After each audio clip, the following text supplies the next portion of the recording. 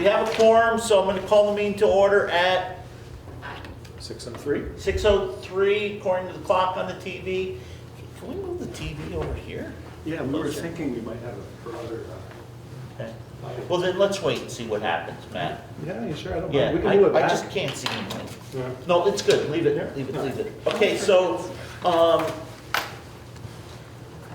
additions or deletions to the agenda? Don't see anybody jumping up and down. We have two sets of minutes, the February 28th and the March 7th. Were there any comments on those? Go ahead, Mark. Yeah, on the February 28th, we are missing the adjournment time and the results of the executive session.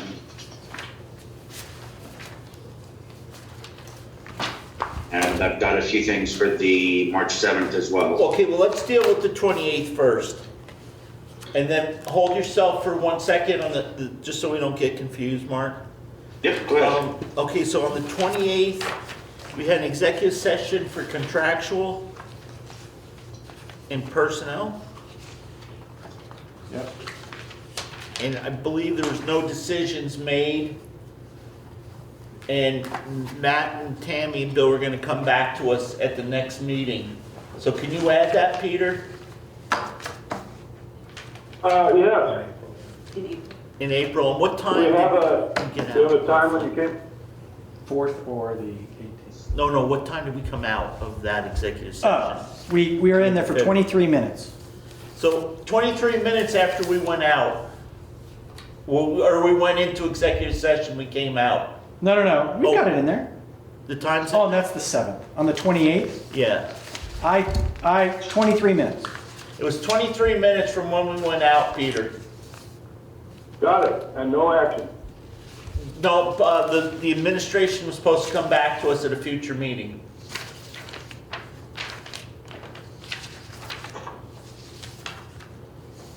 Okay? Okay, Mark, was that it for that one? Yes, for that one. Okay, is everybody? Time of adjournment? 7:14. I couldn't hear you. 7:14. Thank you. Nice new tables, huh? So Peter, you all set with that one? Sure. Okay, Mark, did anybody else for the February one? I really can't see, so you're gonna have to like raise your hands or jump up and down. Okay, Mark, you had something for the 28th, please? I mean the 7th, Yeah. March 7th? Right, March 7th. I've got a few. On page 1 under central office, do we need to include the amounts of the pay warrants? It's the second item under central office. You know, that's always been a question of mine, Bill, because we sign them and they have the amounts where we sign them. Yep. Do we have to put it in there I don't know the answer, but I can find out. or? Mark, we can put that in there. I don't know what the number is, but Bill will get that to Peter. Okay. And then, but we're gonna find out. Is Lori, Yeah. is Most Lori boards coming do tonight? it. Lori here tonight? Yeah, I am. she's Oh, smiling. Lori, tell us what you want. It doesn't hurt to have the number. I can get that for Peter. Okay, so from now on, Peter, make sure we give you the number. Okay, Mark, are you good with that one? You got something else? Yes, they close. Okay, It's just Okay. that.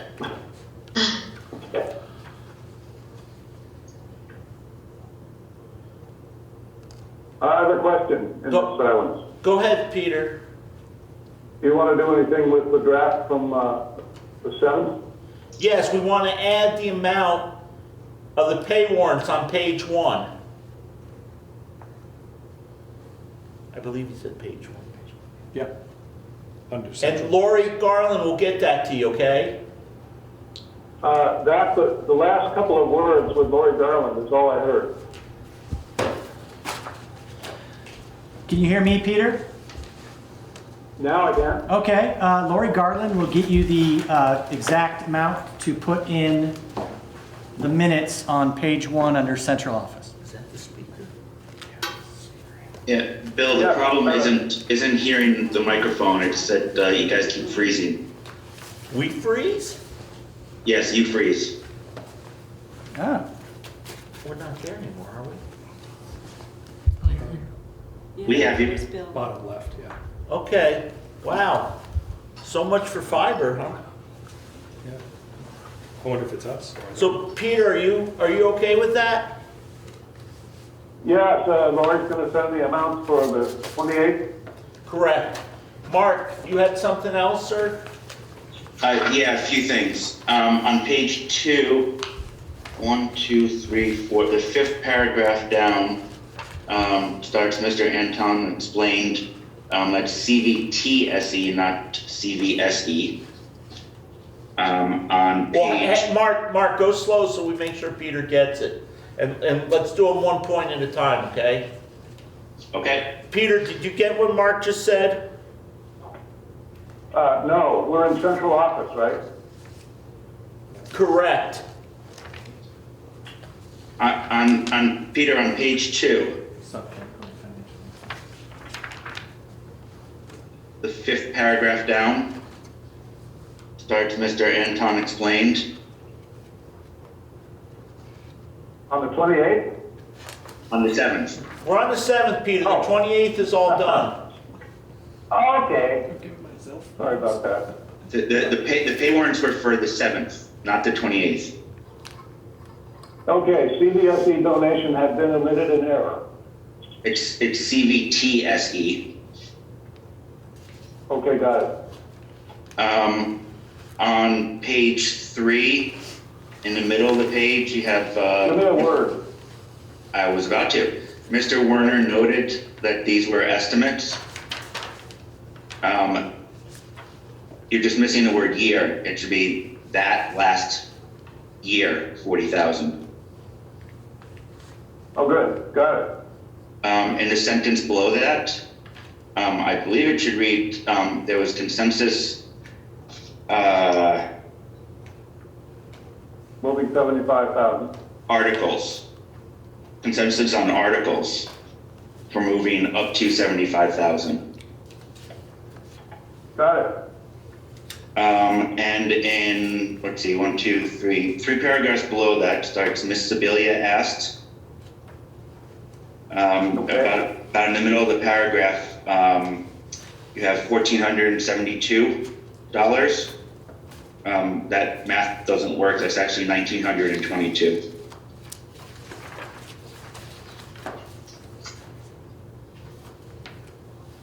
Okay, I got lost. Okay, so we're still on page 3. Towards the bottom, paragraph starts, Miss Sibilia. And About then the tuition or the allowables? about the tuition, Got well, it. allowable tuition rates. You list the state elementary, the state union 7 to 12, Yep, and then district is paying 19,200. yep. At 1472, I'm not sure where that number came from, but that math is wrong. That's 1,922. 1,922. Done. On page 4, Now, that's the amount over the statewide average, it says, right? yes. Okay, That's, if you subtract 17,278 from 19,2, you get 1922. I'm with you.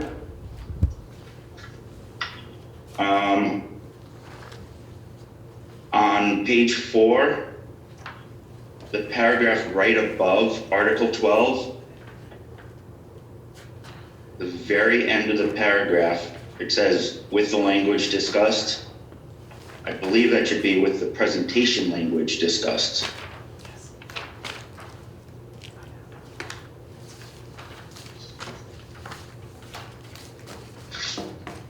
Support the article with presentation language discussed. Okay, well, that was what you said, but we'll put presentation in. I think what he was referring to was what Rich had talked about we could say during the meeting. Yep, That's it. That's all I have. thank you. Is there anything from anybody else? Kate, Dwight? You guys good? Is he shaking his head? Has Chad gotten on yet? Yes. Chad, do you have anything? We're on the minutes of the March 7th meeting. Where's Chad? I thought he was like, Oh, I no? might have made a mistake, sorry. Oh, sorry, there was a mistake. We don't make mistakes. And then, so the March 7th, March 28th, with those corrections, is everybody okay with those minutes? February 28th. Yeah, February 28th and March 7th. Are we good with those? Mark made one correction, I believe, on the 28th, and March 7th, he had several. Okay. I'd like to, just because we made a lot of changes, can we just get a motion to approve them with the changes instead of doing it by consent? I'll move that. Do I have a second? Kate will second. Okay, we have a motion by Mark and a second by Kate. Is there any discussion? All those in favor say aye. Aye. Aye. Aye. Laura's here, huh? Yep. Okay, it appears to be a unanimous decision. Wait, what did Laura? Laura voted aye, that's how I knew she was here. I can't see her. She's on phone, it looks like. Yeah, okay, so the motion passes. So I'm going to, the next thing we have is correspondence. And I have a letter, I believe everybody got this, right? Okay, so we have a letter, Dear River Valley's Unified School District Board Administrators. As a Dover resident and former Dover school system student, I am strongly in favor of keeping the Burt and Burton sending rate article. I have lived in Dover my entire life and attended Burton Academy from 2012 to 2016. My parents were among the parents who initially fought for the Burton sending rate to be set. I am so grateful that they did. Burton Academy afforded me so many opportunities that have shaped me into the person who I am today. 10% of Burton students' population is international students. My classmates, many who have become dear friends that I am still in touch with to this day, were from South America, Europe, and Asia. I got to learn not only about world history and cultures from my classrooms, but also from my peers. During my time at Burton, I spent the fall semester of 2014 studying abroad at Santana Una Experiencia Educativa. Not bad. Educativa in Sunca, Ecuador, an IB school. That was when we first started talking about IB, wasn't it? About then? 14? Yeah. My flight, visa, and spending money for my time there all came from out of my family's own pockets. If my family was also having to pay to send my sister and I to Burton Academy, I'm not sure I would have been able to go and have the life-changing experience that I did. I am now fluent in Spanish, which helps me with my work here in the Valley. I work at the Hermitage Club and can communicate with many of my employees who are part of the J1 program in their native tongue. Through the Sending Town program with Burton Academy, I was able to become a global citizen from our small town of Dover, Vermont.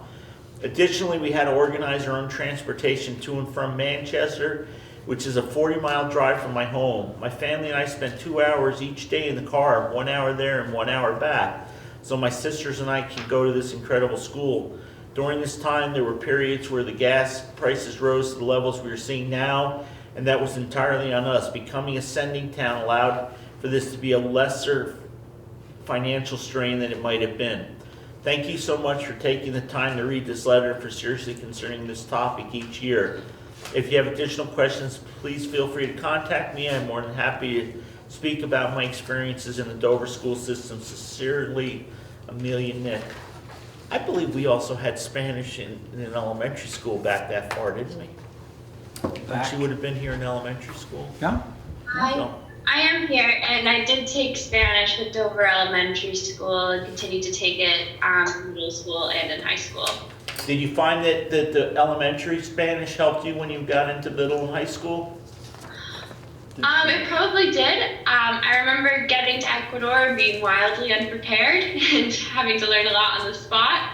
But I think that's how it is being thrown into any kind of situation, because all my classes were in Spanish, so it was full immersion completely. Okay, well, I'm really sorry I butchered your letter so bad, but I tried the best I could. I didn't have Spanish in school. Thank you. So are there any comments on the letter? It was just an FYI, it's not asking for us to do anything. I have a comment. Go ahead, Laura. Amelia, thank you for taking the time to communicate so well your thoughts to the board. It's so important, and I appreciate you modeling that for other young Vermonters. And the quality of your advocacy is a testament to you, your family, and our school. And so, thank you. Thank you.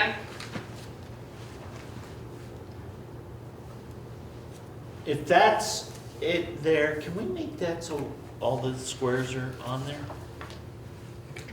Matthew's got the visual, man. So the next item is the members of the public. Is there any, I know there was a parent or two earlier, but I'm not sure if there's any public left. Now there's nobody left. Just me, Dana Cerise. Dana, is that the only, did you have anything for the public? No, I just think Amelia's letter was amazing, and my girls are in pre-K and first grade, and I hope that we fight for this every year so that they can have the same opportunity. That was amazing. The fact that she got to go to Ecuador and learn Spanish, I speak fluent Spanish. Thank you. That was amazing. Thank you. Yeah, just, and part of the conversation is that we do have to do that every year. You can't vote that for 5 years or 10 years in a row, and that's been part of discussion for several years, is that the law states you pay the statewide average tuition or an amount voted on by the electorate at every year. The conversation we were having was whether it should be, whether we should make it a petition item or just put it on the ballot. And I think that was our conversation at the last meeting. I don't think I can get them all on. There's Okay. too many. Sorry. No, that's fine. I got So your back. if somebody needs to speak, you're gonna have to raise your hand because we're in a little different position here and we got a littler TV. And wow, it is really slow, isn't it? Can you guys hear us or are we breaking up still? Kate's giving us a thumbs up. Okay, because I moved my arm and it wasn't moving on TV. So if you can just make sure you raise your hand or unmute yourself so you come up on the screen so I can see that you're there. So central office is, I think I saw him here, is Mr. Frost. Mr. Frost. Where are you, sir? Rich, what's happening? Hey, how are you? I don't see you though. Oh, there you are. Hey, Greg, you're going to talk to us about maintenance update and the Dover gym floor and Wardsboro paint. Yeah, sure. You want to do that now? Nope, that's what you're up next. All right, well, I just got the information in today from the company that won the bid, B&H Maintenance, I think it was. B&G Maintenance, sorry. So I needed, obviously we need to make them a vendor and all that. So they came in, we only ended up with 2 quotes. One came in at 23, one came in at just under 17. The guy that came in just under 17 knows Mike Bingham at Leland and Gray, so he came pretty highly regarded, and so I felt comfortable going with them. So we're excited about that getting started. And we did get a couple of quotes in to remove the asbestos at the Dover Gymnasium. Cathogymnatorium, I think is what it's called. And that's like 25 grand. And that's not even starting to put it back in. Dave, Sheldon and I recently spoke. We had some really good success this fall refinishing the Dutton Gymnasium floor. I thought it came out really nice. And I think we could take that down and get a few of those coats off and get a few more years out of it, especially, I mean, if you're talking 25 just to do the asbestos, I've got to believe you're 45, 50 to repair. And Dave's running into the issue of the transmissions about shot in the tractor, and he's got 8th gear and high and 3rd gear and low, I believe. So we were gonna look into and see what it would take, A, to repair and B, to replace. And so we thought if we could save the gym floor, maybe we could reuse the funds that we had in there for that to do the tractor, which I think is in there for next year, if I'm correct. That's correct. So, I guess to start with, the Wardsboro paint was how much? Just about 17,000. Okay, let's talk about that first. Let's just do one topic at a time, if that's okay. So the 17.5 is to paint the whole building. Yes, sir. Okay, and everybody's happy with that, and you're happy. I am. Okay, Yep. Mark, go ahead.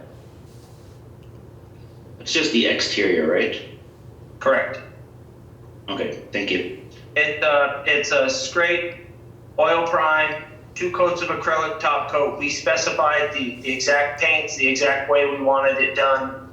I know that when it was done in the past, there were some concerns about it being sprayed. And I think what happened, I met with another painter at, kind of when this whole thing started. And he said what it looked like was that somebody painted and they didn't back brush. And what'll happen then is the paint will really adhere well to areas that have been scraped and, or bare wood. But where there's old paint where it will go over, it will shrink up, and that will create, some of those big peels that they've got, which, made sense to me anyways.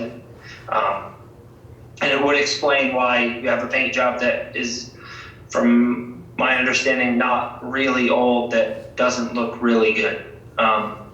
So that's why we really specified kind of exactly how we wanted it done. We were pretty, I tried to be thorough anyways, and these are my expectations. I want it scraped, sanded, I want it primed, I want it, so we're hoping that it will come out really good. One thing I would like to ask and get feel for is how they would feel about painting it a color other than white, like a light gray. I think it's a curb appeal kind of school, and it's got some cool trim accents that you don't see because it's all the same color.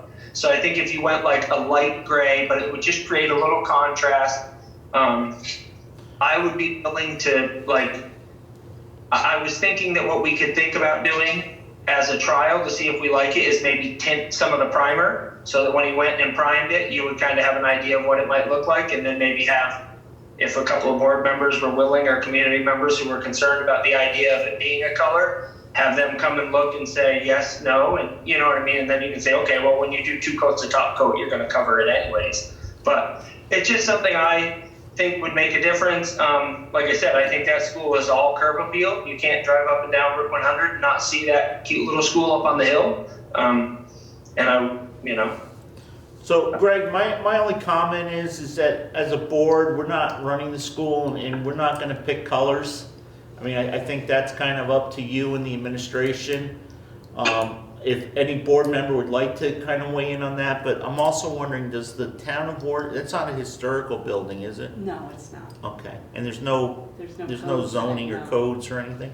So I unless somebody on the board disagrees with me, I mean, I really feel that's an administrative decision.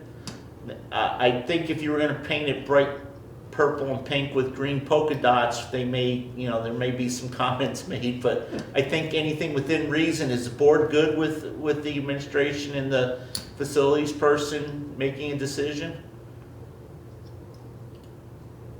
Yeah, Dwight, you're okay? I would just, I would definitely though, because of, it is like you said, it's out there in the public, I would just maybe let Tammy kind of float it around town a little bit, or with parents and stuff, and just make sure that, 25 years ago or 40 years ago when they donated the property, that they didn't have some kind of agreement that it had to be white on white, or Yeah, I think that was kind of when Tammy and I had talked about it at first. I think that was kind of the concern that what I got from her was that like, you might get some serious local pushback from people who are expecting Wardsboro school to be white on white. And, and so I was like, all right, so I thought I would bring it to you all and, just to help have other people in the community have an idea that like maybe that we might, look into trying something there to, just to help enhance the curb appeal a little. Okay, I see Mark's hand. Maybe consider the school colors. I'm not sure, I don't know what they are, but that's what Dover Aren't they is. purple? I think it worked It's well. like maroon. Yeah. It's maroon, Mark, so it's close to purple. So that's what the door did. So the door's maroon, and if you look online, it's kind of a maroon and white, or like a maroon kind of gray white when you outline, outline like that. That's why I was thinking like a light gray, just something to give a little bit of color to create a little bit of pop from the fresh white trim. If you look on the end of the building by the parking lot, there's a vent up there that's actually got some cool like trim off of it, and there's also a window right above the front door that's kind of almost like that like sailor type of thing. It's a round window with little and just like, oh man, that's actually a cool little window, but like you don't notice it because it all blends. So I just that was just one of those things to me. And you've got some really nice pillars in the front there. So I like I said, I think that there's some cool trim accents there that could be highlighted that would just give it a little bit of, wow, that's a cute little school up on the hill, So, and we have, that was in the capital budget, or you're using some of the money you saved from the fire alarm system. So the money's there. Yep. And Lori was good with it being spent. Yes. Okay, so I think because it's, more than a few $1,000s, can we get a motion to approve that? Or do you want to just get the contract to us and have us approve the contract, or how do you want it to do that? I'd love for you to approve it tonight so they can get going. Okay, so go ahead. Somebody was going to make a motion. I opened my mouth. Yeah, I just said, I'll move it. Okay, Peter, do you know what Mark's moving? Mark is moving to authorize Mr. Frost to paint the school any color he likes. Greg's. Yeah, kind of close. Just not yellow. At his discretion. Well, I said the administration, his and the administration, so it's not a one man. I'm not going to put all the blame on Greg. I'll wordsmith it. It'll be Yeah, good. and the amount was 17.5, I believe, right? Pretty close. Might have even been a little less now. Let me see if I can pull it up real quick. Do you want the exact No, amount? if we say 17.5, you'll be good? Okay. Up to. Okay, Mark, is you good with that? That's your motion? 10-4. Do we have a second to that? Second. KK, thank you. Is there any more discussion on the motion to paint the Wardsboro building some color? Just Go ahead, Dwight. not to put a drench in things, but just to be on the safe side, maybe we should authorize slightly more than the contract in case they come up with some rot repair or something along those lines that we need to spend. Yeah, Greg, what do you think of that? Yeah, that's actually a great idea. I'm pretty sure that there's going to be some trim repair that's going to need to happen. There's a couple pieces of fascia that are in pretty rough shape.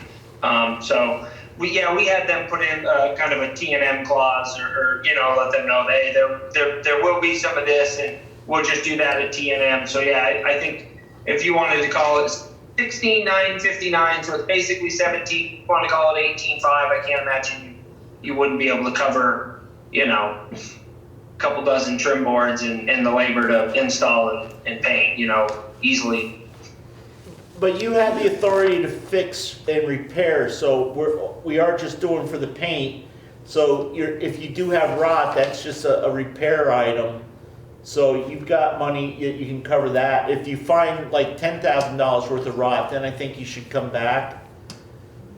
Yeah, that sounds pretty fair. So I mean, even for $1,000, 4 or 5 trim boards, you should be able to cover that fine. Yeah, not a problem. Okay. If you want to be exact, then it's 16,959. Well, I think the 17.5 was good. That gave you your little bit of play. Oh, sure. And then, so that was the motion. Everybody, I think, you're all comfortable with it? Or do you want to adjust it, Mark and Kate?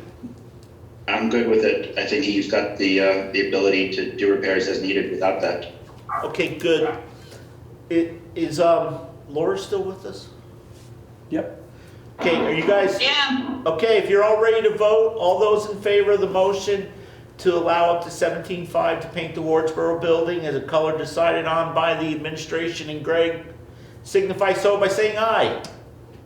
Aye. Aye. And it appears as though it's unanimously aye. It is, so that motion carries. You got your first one, Greg. Now let's talk about the Dover gym floor. Sure. So, well, we got a number in, like I said, Helen Studd made a couple of phone calls. She met with 2 different vendors, Catamount and, gosh, I can't think of the other one off the top of my head. It was a place up in Newport that she got a quote from to come down. And one was, they were actually pretty great. They were within a couple grand of each other. I think one was 20, one's 25 on the button, modern and vibrant sport. And the other one was, let me see, there was Catamount at 27.6. So, they were within a couple grand of each other, which isn't too bad, in the grand scheme of things. But that's just to get you down to concrete. You still we'd still have to spec out what we're going to put in there and then put that out and hope like heck that somebody can get up here. But like I said, having recently refinished the Dutton floor, I think we can get that down pretty low without taking up the lines, but getting a lot of that flaking up that's going on in that floor. And I think we can preserve it. And especially it makes sense if it looks like, something like the tractor might be trying to push its way into the forefront of things, to be replaced. But. So, any comments from anybody?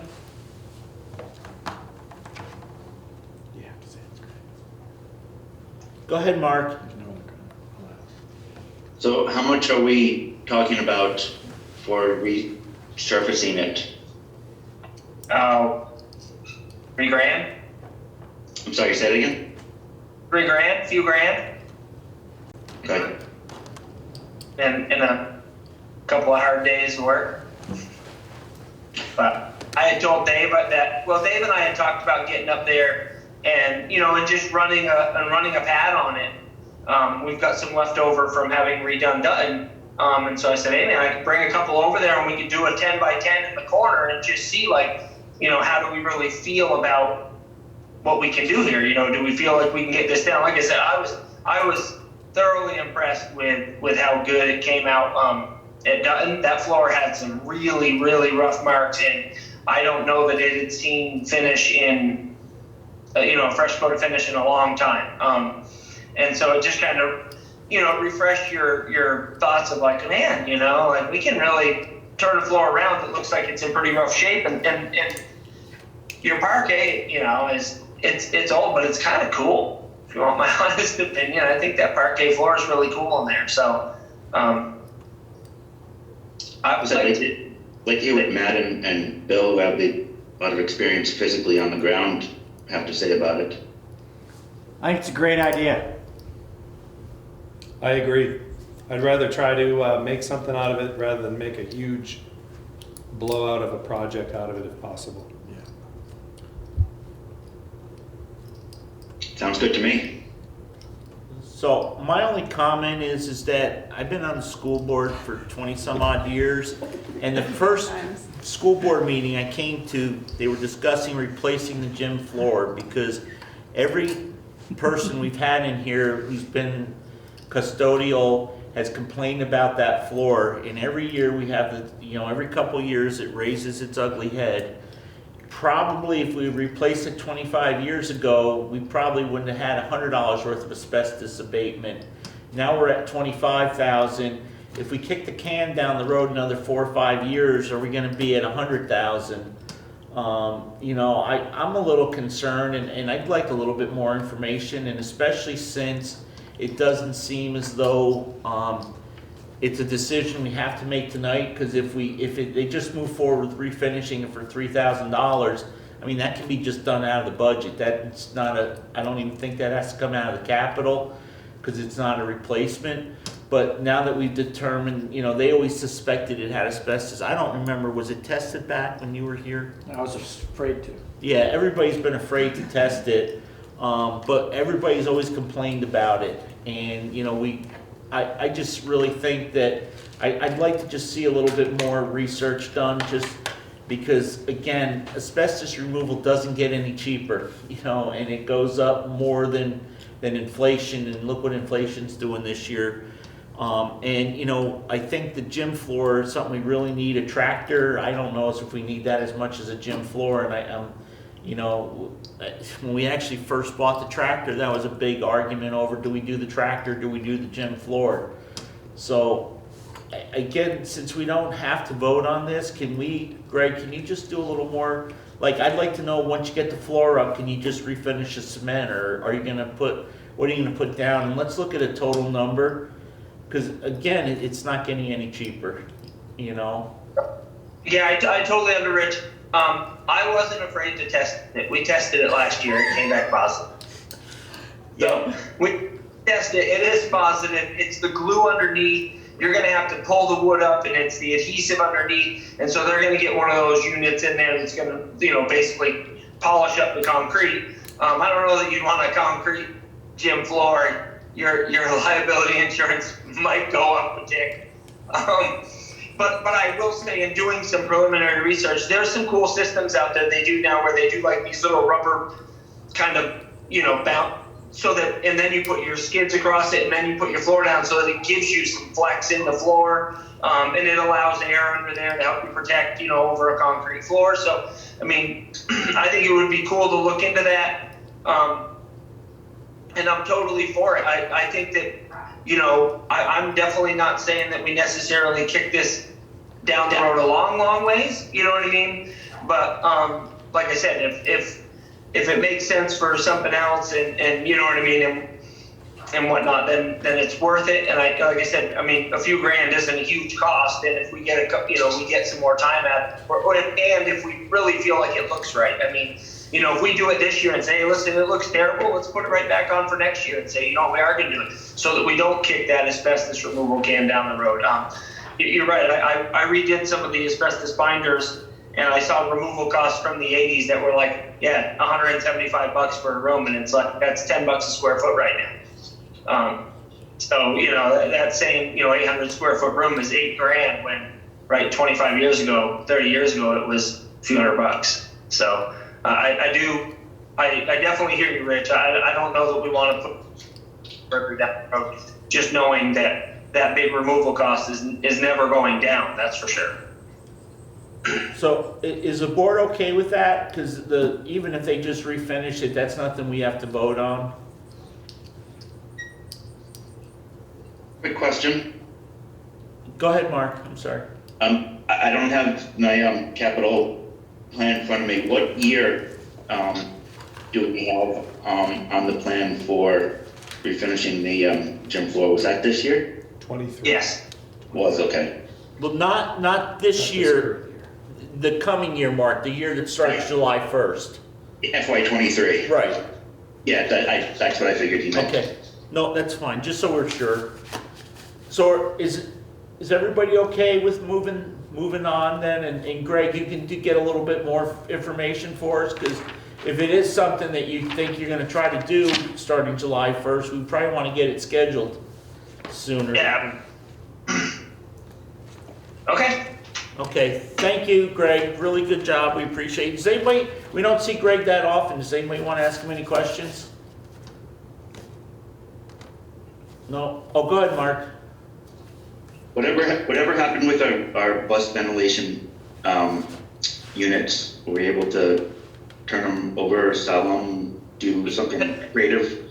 And someday when life slows down that much, I actually, what I'm trying to do is, my genius plan that I've come up with for them, considering we have so many of them, would be to try to mount them up in the rafters in the lights and then tie them into the lights so that when your lights go on in the gym, you'd start filtering the air. Like a gym your size, I think you can put 3 or 4 of them in there safely, and you know what I mean. And that way, you're long term getting some use out of them. I need to get a set of plans to one of the electricians around and let him look at it and see what tying those in would look like. You know, do we need a separate power source or what? And how crazy would it be to mounting and whatnot? But that's kind of been my thought for them, anyways. That I think that we're able to put them into use and get something out of them.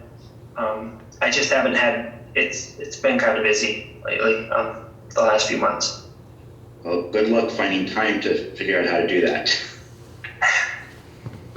It won't for lack of try, that's for sure. Thank you, Greg. Yeah, thank you. Thank you, Greg. Thank you. Greg, reach out if you need anything. We'll be in touch.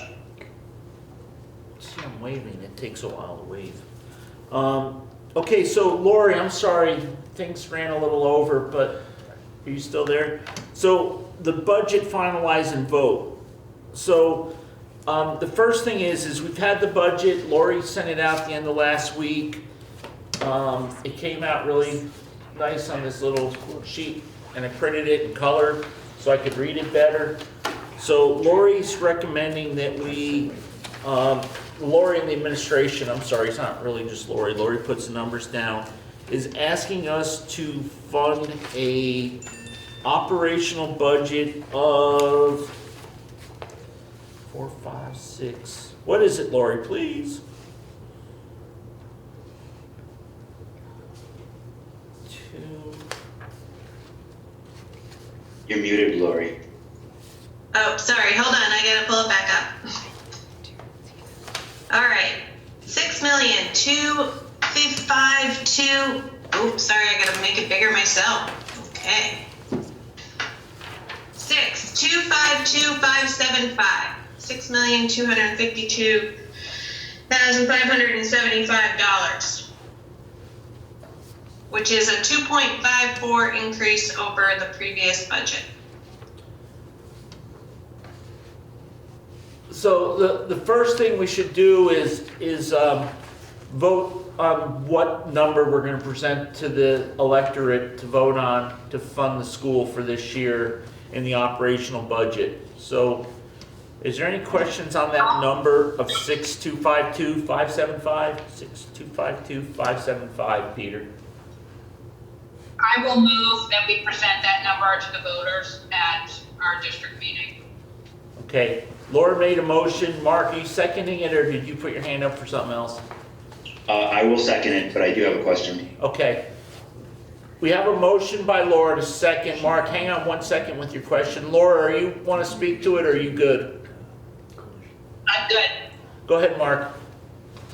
I'm assuming that you didn't change anything with the release of the healthcare, the new healthcare plans. That, am I correct? This is still based on I think you used a 10%. No, I used what was submitted, which was eventually approved. It was around 6%.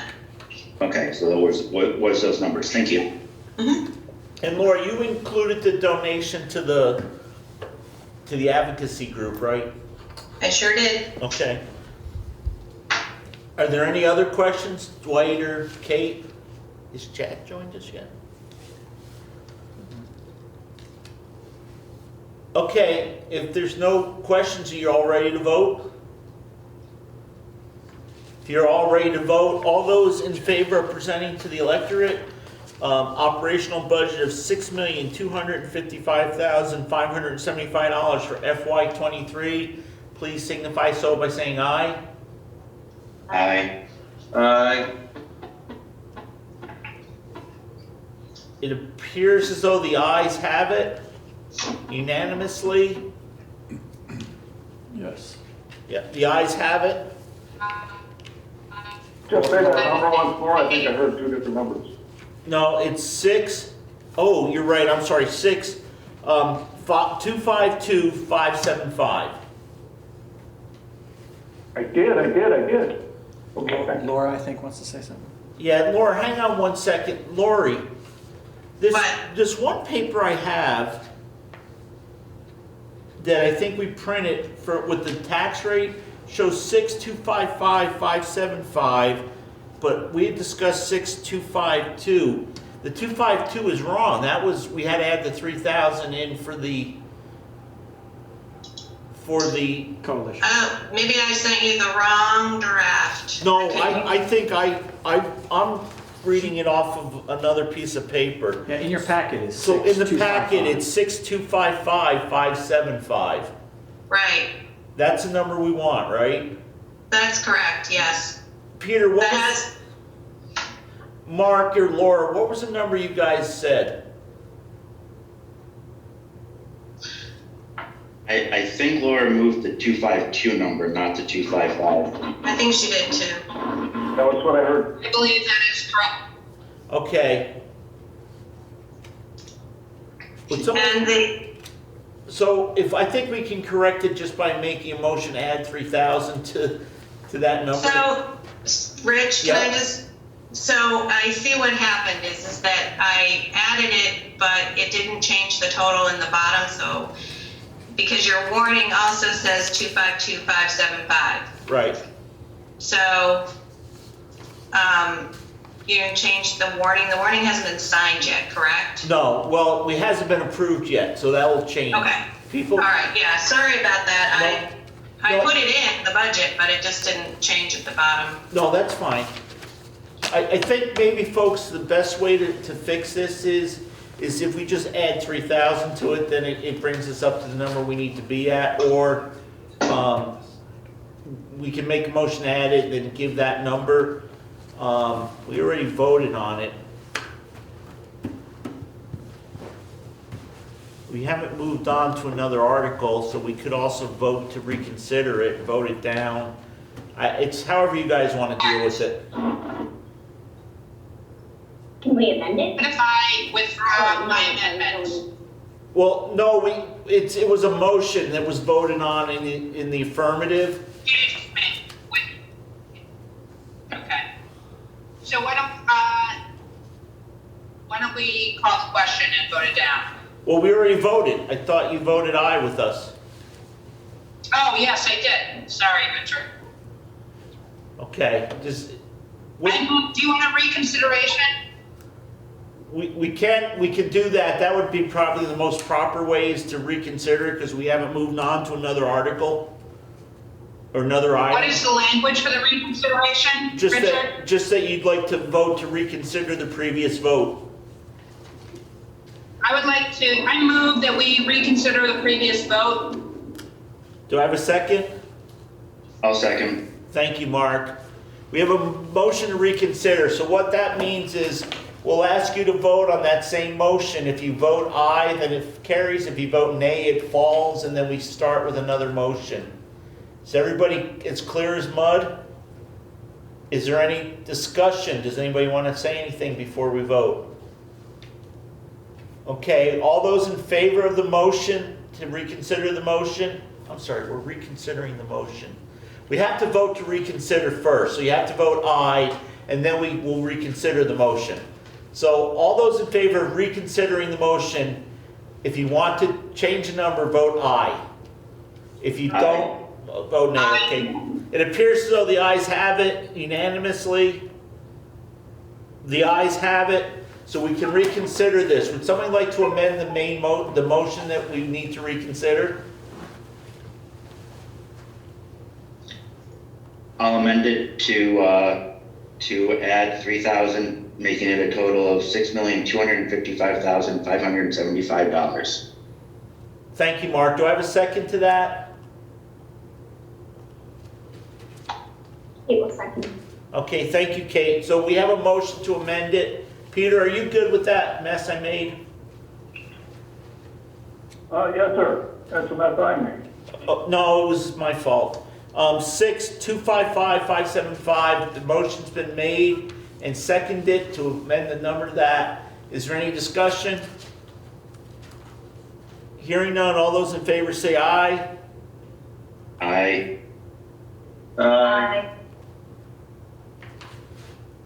Laura, did you vote?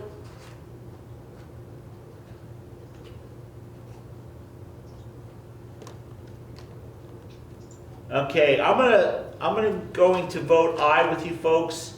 I don't hear from Laura, so Laura I'm gonna imagine she's out of range or something. So it's unanimous for those that we can communicate with. So the motion carries. 6255575.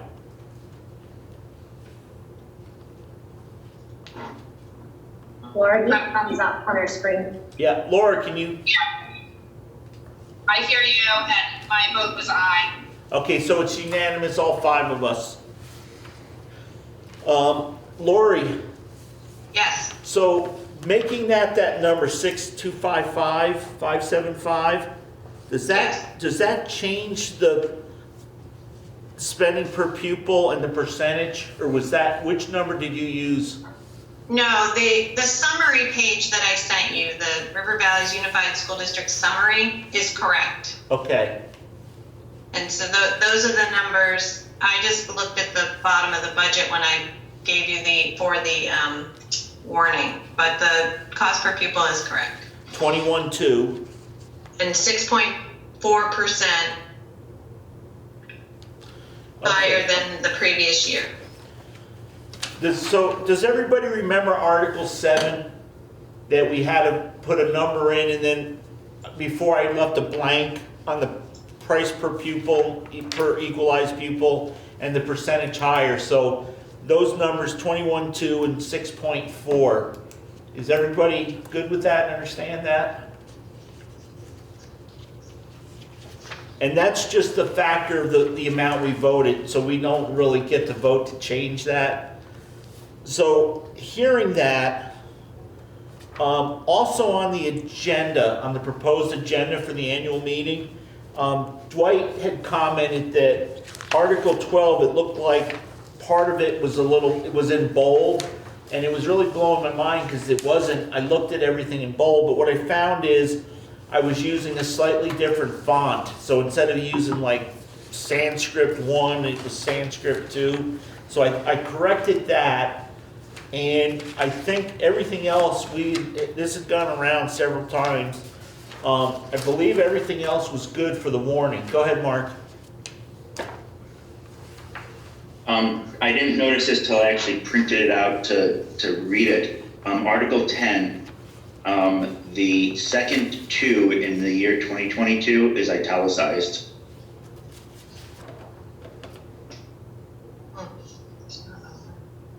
Yeah, I see it, Mark. And it's really close. On the signature page, I think you made the same Sanskrit 2 for my name, because when you printed it, it appears to be bold-faced, while everything else is standard. That's gonna hurt. I don't have the signature page because I passed it around. Do you remember seeing that when you had people sign it? I don't remember seeing it. I didn't notice it. I didn't notice it. I mean, it's not a legal problem, it's a style problem. Okay. That's not a big deal. Okay,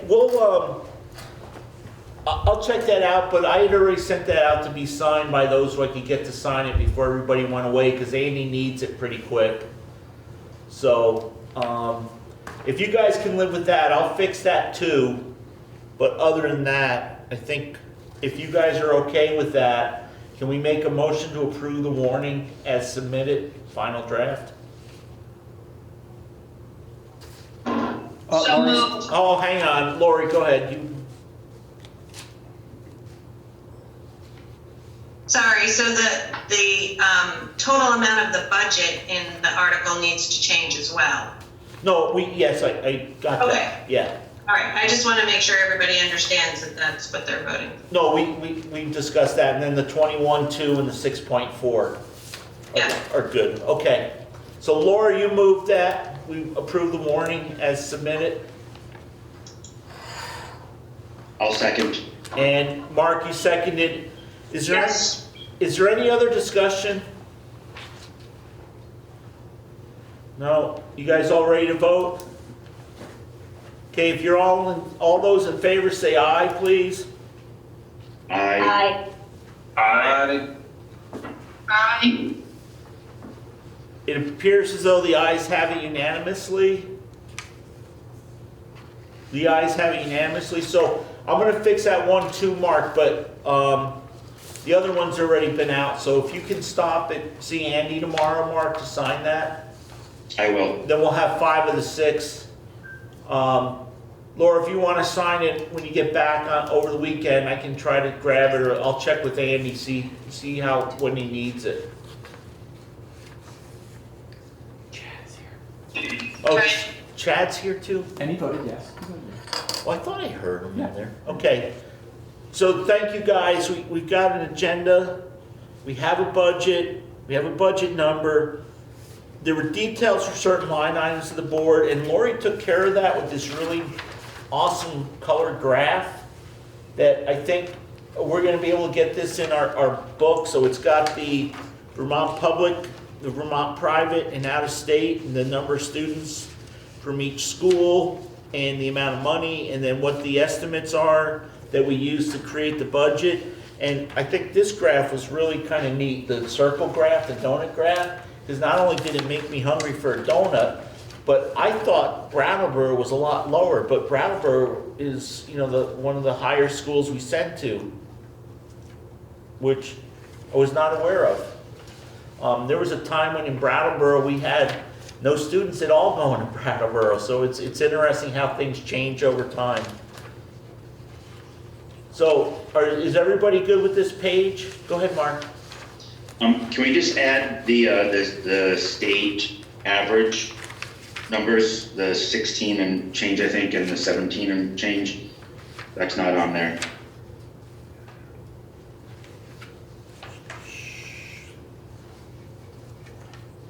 Yeah, Lori, could you do that on the left hand where it says FY23?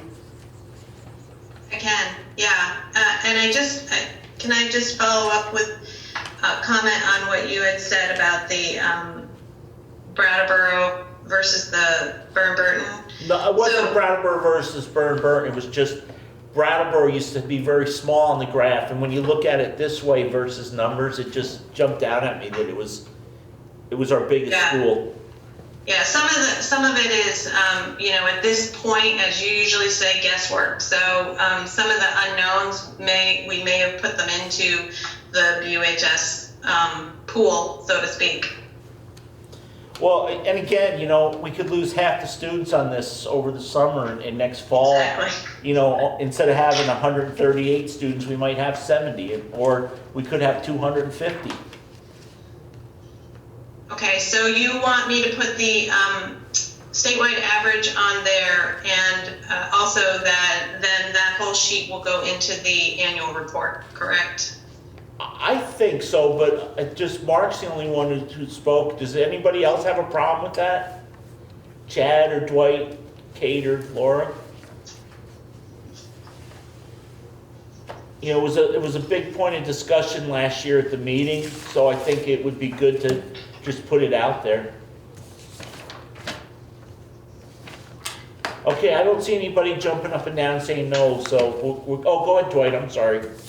Yeah, I know, I don't have a problem putting it in. I just had a question for Lori. The total amount for public and private and out of state, so you have a number of students, like for public, for example, it's 84, then total amount 1.353. Is that right? So basically that's the actual number of students times the average tuition for that? Is that how that number comes about? No. Yeah, it's basically the cost of the students. Yes, yeah, and then this number here is what's in the budget.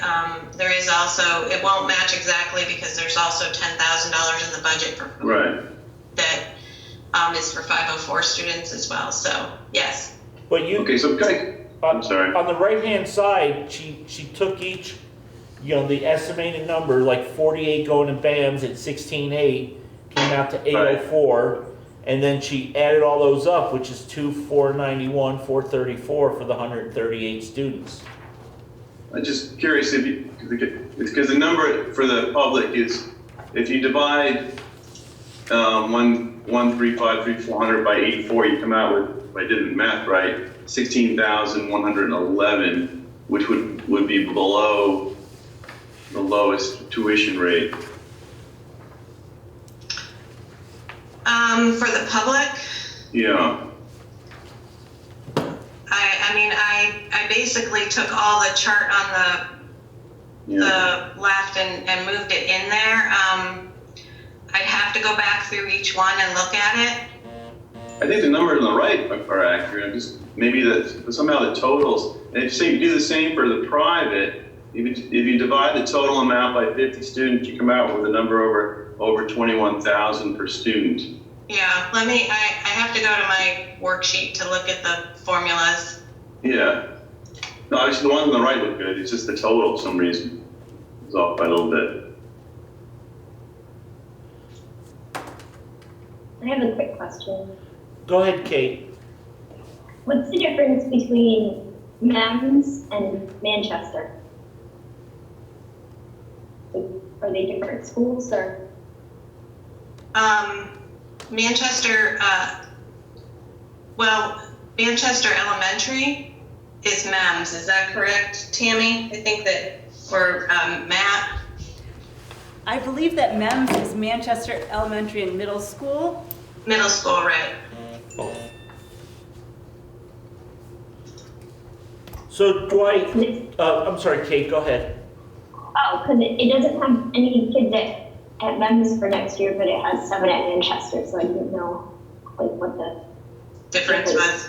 Yeah. I mean, you know, this is done way back at the beginning of school, and to be honest, you know, this has all changed probably 3 times over by now. So It's a best case guesstimate. Yeah. That will even change once school starts because people will move in and out of the system during school. So Dwight, just for I just did it if my cell phone works right. The Vermont private it averages out at 21,237, which doesn't make sense. And then the total averages out at 18,853.86. All of them, you know, the private and the public. So I mean, I think the numbers are pretty close. Again, it's not well, it wouldn't be accurate, you know, because it's above what the total what the maximum number would be. So that's not right, and the other one's below, so it just needs to be adjusted, I guess. Oh, I'm sorry. You know what? I didn't add in. I need to add out the out of state with the. yeah, so my number of students is wrong. That's the issue, Dwight. So the combined total is correct. So I'm on my sheet that has the formulas. So that just wasn't updated. So the 806, 400, the 165, and the 382, those are the public school. Then that totals that 1,353, 400. Okay. But if you look at the number of students, so at one point or another, and again, I go back and forth with the admin assistants probably for 3 months straight on this. So, you know, it can happen, but I can go ahead and update those numbers. I will have to go back at them again and find out exactly how many in Wardsboro and Dover that make up the 48 at BAMS and the 10 at Twin Valley and the 20 at Wheeling and Gray. Isn't just the total number off, the combined total? Right, so it's 78. So it should be 78 for the public, private. Yep, it's just a matter of the. Yeah, can we just change that number? Yep, yeah. got it. And then what would private be? That would be. 60. Yeah, okay. No, sorry, hold on. That would. 60, yes. Yeah, okay, so then that would adjust the overall and it would be accurate. Okay. Yeah, so it's just a matter of, and this equals 50. So, but the Wardsboro and Dover numbers aren't correct either. So, oh, wait a minute, maybe they are. Hold on. Because I was gonna say the Wardsboro and Dover for public equal 94, don't they? No, 84, okay, you're right. See what I'm saying? I have to go back and find out how many are at Wardsboro are going to this public school and this private school. So again, this just didn't get updated in the 14 times we went back and forth. But Lori, we need but to. I'll update it before it gets put in the annual report. But the total, what we need to do, it doesn't matter what we look at now. What matters is what we're looking at when we put the budget together. Because you're never exactly. The totals are correct. The costing is correct. Okay, and then again, it's best case guess. So we want those numbers because that's what we transferred over to the budget. Those are the numbers that I'm more concerned about. And again, we for years have always told people we don't have a crystal ball. So we don't. These are just best case guess based on what we know at the time we put the budget together. Yeah, I'll update those to be correct. So. Okay, Mark, are you all? Dwight, are you all set? Okay, go ahead, Chad. I'm sorry. That's quite all right. Thank you for recognizing me. And a similar question. I'm glad that Kate noticed it as well with the Manchester and MEMS split. But I was also curious why MEMS and Manchester are both coded as private. I understand BBA should be coded as private, but is there a different arrangement with the BRSU and us? I think that's more a Bill question. Manchester's a public school. Yeah. Yes. Well, MEMS is a public school. Again, I'd have to talk with Lori to find out if Manchester is like a Maple Street school versus MEMS. But Maple Street's not accepting students, though. As far as I was understood, that was the only school that was going to accept sending town schools was MEMS. So that would kind of eliminate, and Maple Street, as part of their lottery, it seems to be one of the hotter schools in their combined district. So when the in-town students who are part of that district as residents, they go through an allotment system, kind of apply really where they'd like to be. But so it seems like that Manchester line item could just be stricken altogether because the only accepting school from sending towns is MEMS at the middle school level. For our standpoint, and then BBA for, even though they're independent, so they would be private anyhow. Does that make sense? No, and I'll tell you why, Chad, because we built the budget with those numbers in there, and it may be that those students have been in there for 2 or 3 years, or it may be that they have siblings so that they may have allowed them to go in. So again, if you guys really want to get technical, what we can do is we can ask Lori and Bill to come to us a couple days before the annual meeting and say, okay, look, we now found 3 more students, so we're gonna make a suggestion at at the annual meeting that we increase the budget because we didn't put in for enough students. Or we can go in there and say, hey, look, we found out at Manchester it was really the Manchester elementary school, and we can deduct something. But again, I don't think we have to be that tight with the budgeting on the secondary. Because again, we don't know what's going to happen come next September, and again, it could be there's 20 new students or 20 old students. This is just at the time we put the budget together. These are the numbers that we had to work with.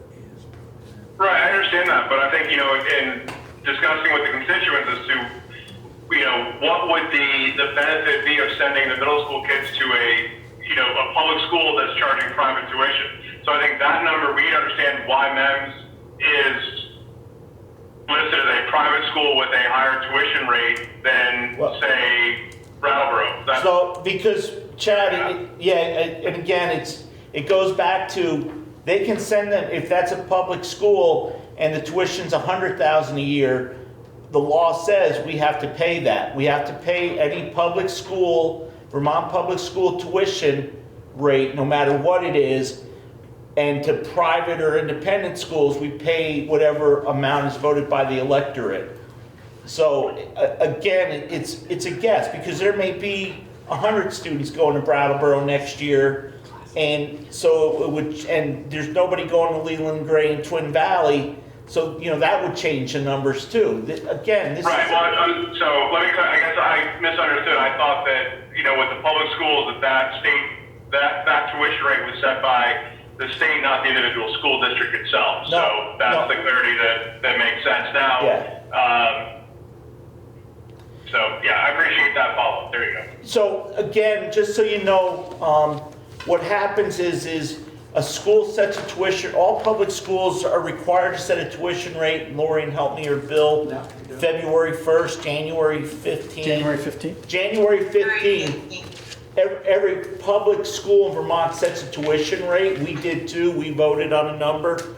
And then what happens is there's a thing called a stat report that's done in the late summer, midsummer, and then that just determines where the school stood, what their actual costs were, and then there's some adjustment to that, but usually they're pretty close, and usually they're under. I think most schools don't charge as much as they could, but they're usually pretty close. So the only thing, Lori and Bill and Tammy and Matt, if you could, just so that it doesn't become an issue, find out what MEMS is. Is that really? I'm on it. And again, it doesn't even need to be in there, because we're not using any number in there, so it can just come out of there. And then if this is Manchester and it's a public school, we'll just change it to public.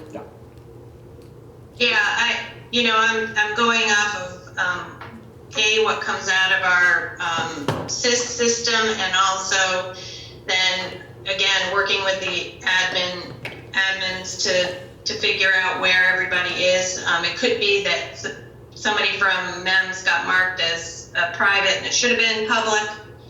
It's just again a lot of back and forth. So and I will find out for sure which it is. The only thing I noticed is it's PS 175 and all the PS is public school, right? Yes, yeah. That's right.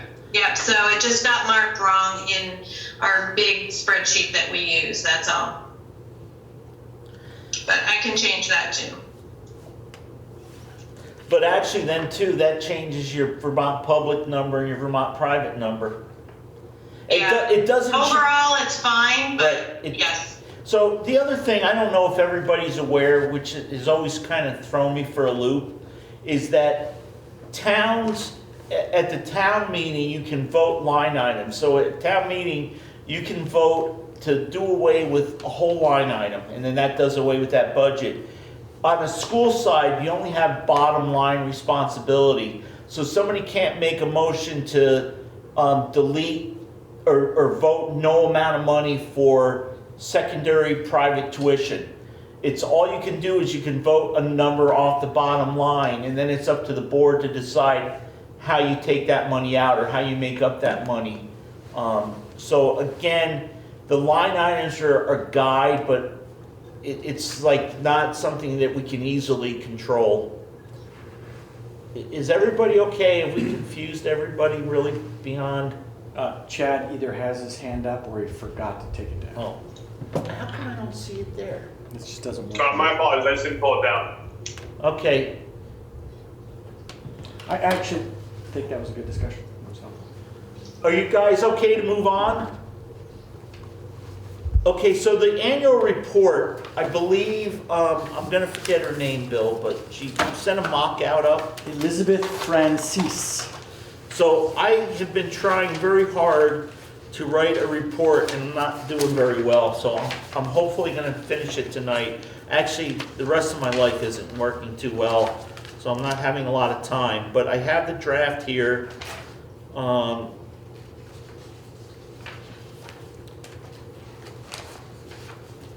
Boom. How come there's a blank page right after the cover?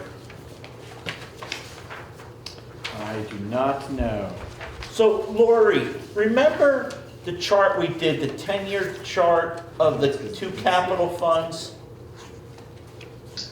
Yes, I was gonna ask you, do you want that in this annual report? I would really like to see that because, and I would also like, if you can, underneath, just show what the capital expenditures are for the 2023 amounts. You know, what, Okay. I don't think we have to talk about 24, 25 because we're not there yet.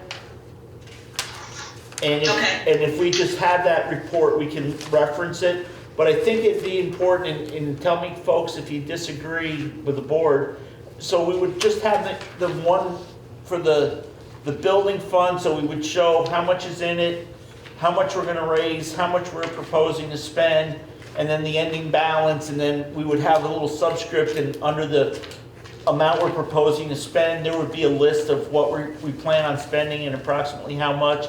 And the same thing with the vehicle fund. And then that way people understand why we're asking for this money even though we're not maybe spending that much.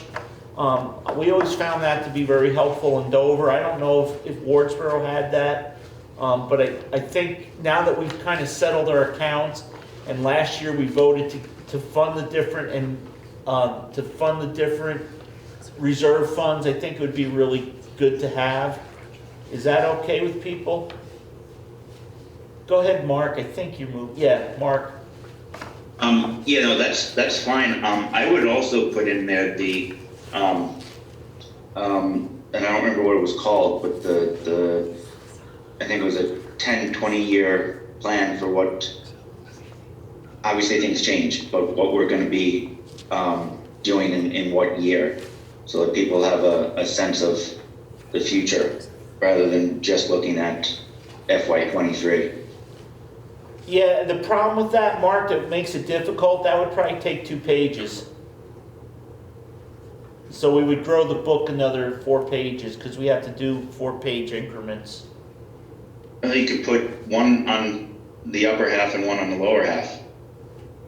The 2 capital funds, and then just what we're doing in the next year on both those funds is probably going to be tight on 1 page. Because I don't think you can get it all, I don't think it would carry across the whole page this way. That's why I said we can have that so people ask. You could have 1 sheet on the top and 1 sheet on the bottom, so that they're one here in portrait and landscape, and then 1 here in landscape. Right. Right, and usually that takes, in all the old town reports, that takes up a full page.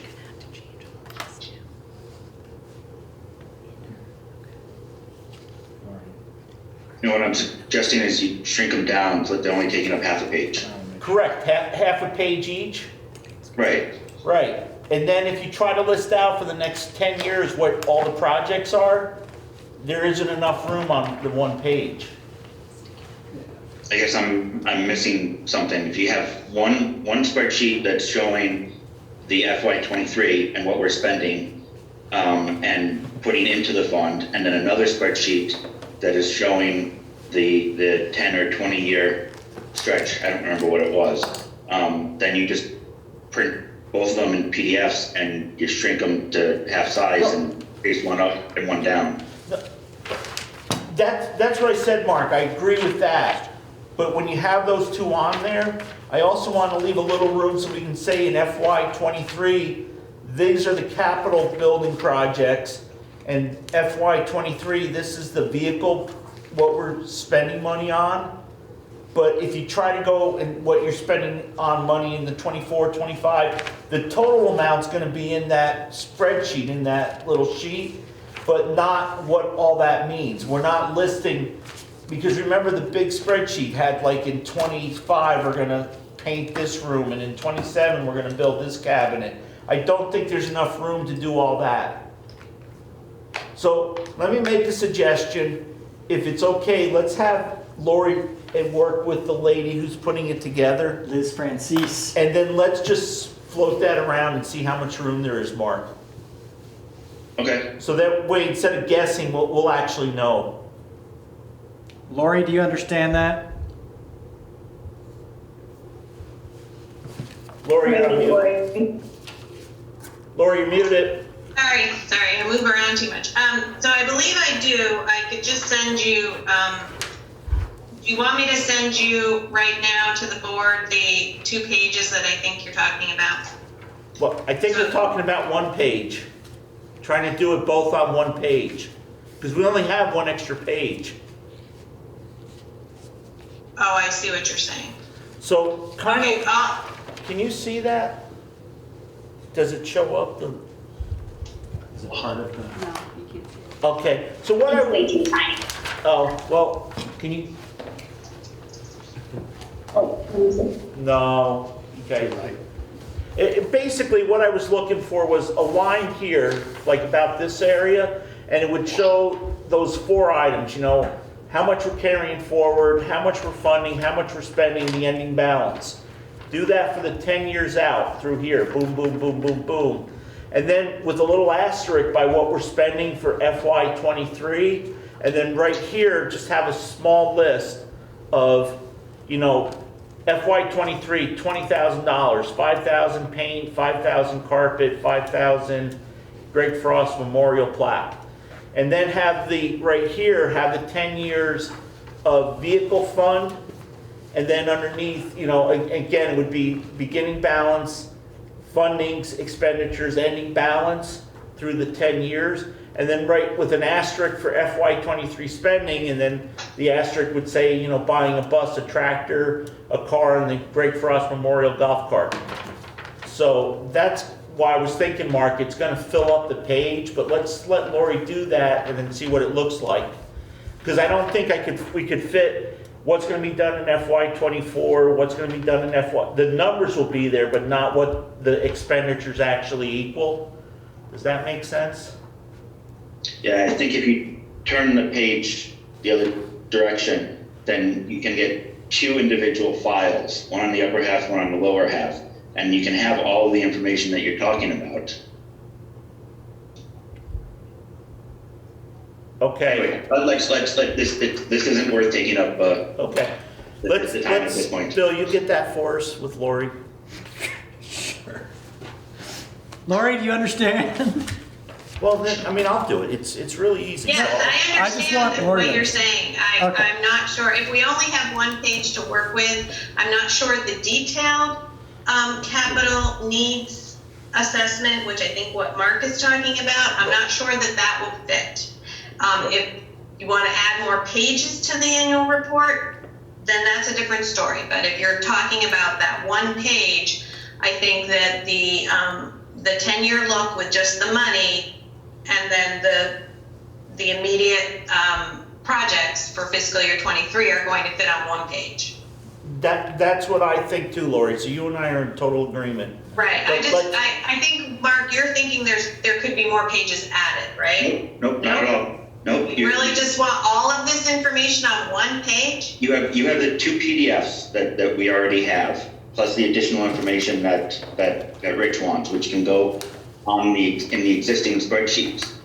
And you print each PDF, and in the desktop publishing application, you put 1 on the upper half and 1 on the lower half of the Yeah, page. it'll be very, very small. But It'll be relatively small, but it will be a lot of good information for people. so I'll do it both ways, and I will send out that 1 page so you all can see it. How about that? I think that works perfect. Okay. Is everybody okay with that? Sounds good. Okay, so is there anything else in the annual report? Yes. Okay, go ahead, Mark. What page? Well, let's start on the cover. I think we should have the time and location in addition to the date in that little circle, or at least the time, but let me know when I can move on. Okay, got that. Go ahead. On page 2 and page 3, the superintendent's letter and the principal's letter, they were both written for January, not for an April meeting. So they should just be tweaked a little bit to bring them up to date. I write a letter for general to all WCSU schools, and it doesn't matter if you have the meeting in March, or if you have it in April, or if you have it in May. It's the same exact letter. To me, I think that looks bad. us putting a letter into something that talks about January when the meeting's in April. That's just my opinion. Okay, my thought is it's not our letter, it's a letter from the superintendent, so I'll let that one. What do you all think? So Mark would like to see it updated. What does everybody else think? I'm telling an annual story. Just a story. Richard, I would be happy if we could tweak your letter to be a little more timely, but superintendent's letter is a superintendent's letter. It's going out to all the districts. I mean, I don't think it's necessary. Okay, anybody else want to weigh in? Go ahead, Kate. Yeah, the same. I think it's important for Bill to keep his messaging consistent across the whole supervisory union. So I don't think we should ask him to tweak the letter, just our district. I understand what Mark's saying about the time, but the call out on the dates, but we can make sure that we address that at the school level and then with Rich's letter. Okay. So Bill, you can just kind of put that in the back of your mind for next year. Yep. Okay, so Mark, you said you had something on the principal's letter? Just the same thing, but they should just be updated for. I don't think there's a date on this, is there? It's not. Was there something specific that? The first sentence as we head into the new year, and then so we're not heading into the new year anymore, and also in 1, 2, and 3 locations where it says River Valley, it's River Valleys. Okay. So just remember too, this report is for fiscal year. It's for the fiscal year that we go to vote, but we've always kind of reported on the previous school year. So it is really confusing. So it's again, you guys all let me know what you think. Do you want to let this letter stand? And we'll just ask Tammy and Matt to keep that in the back of their mind for next year and maybe not make it timely at all. You know, have any time in there. The valleys thing is something I think editing can be done pretty easy.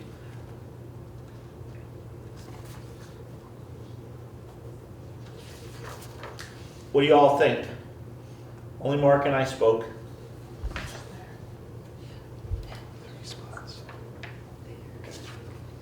Okay. Does anybody want to change it? Have them change it to be for April meeting, or is everybody okay with the letter that was written? I just think this is representing the district. This is a marketing material as much as an informational material. So that's where I come from. We're just going to lose the first phrase. We're going to start with "we want."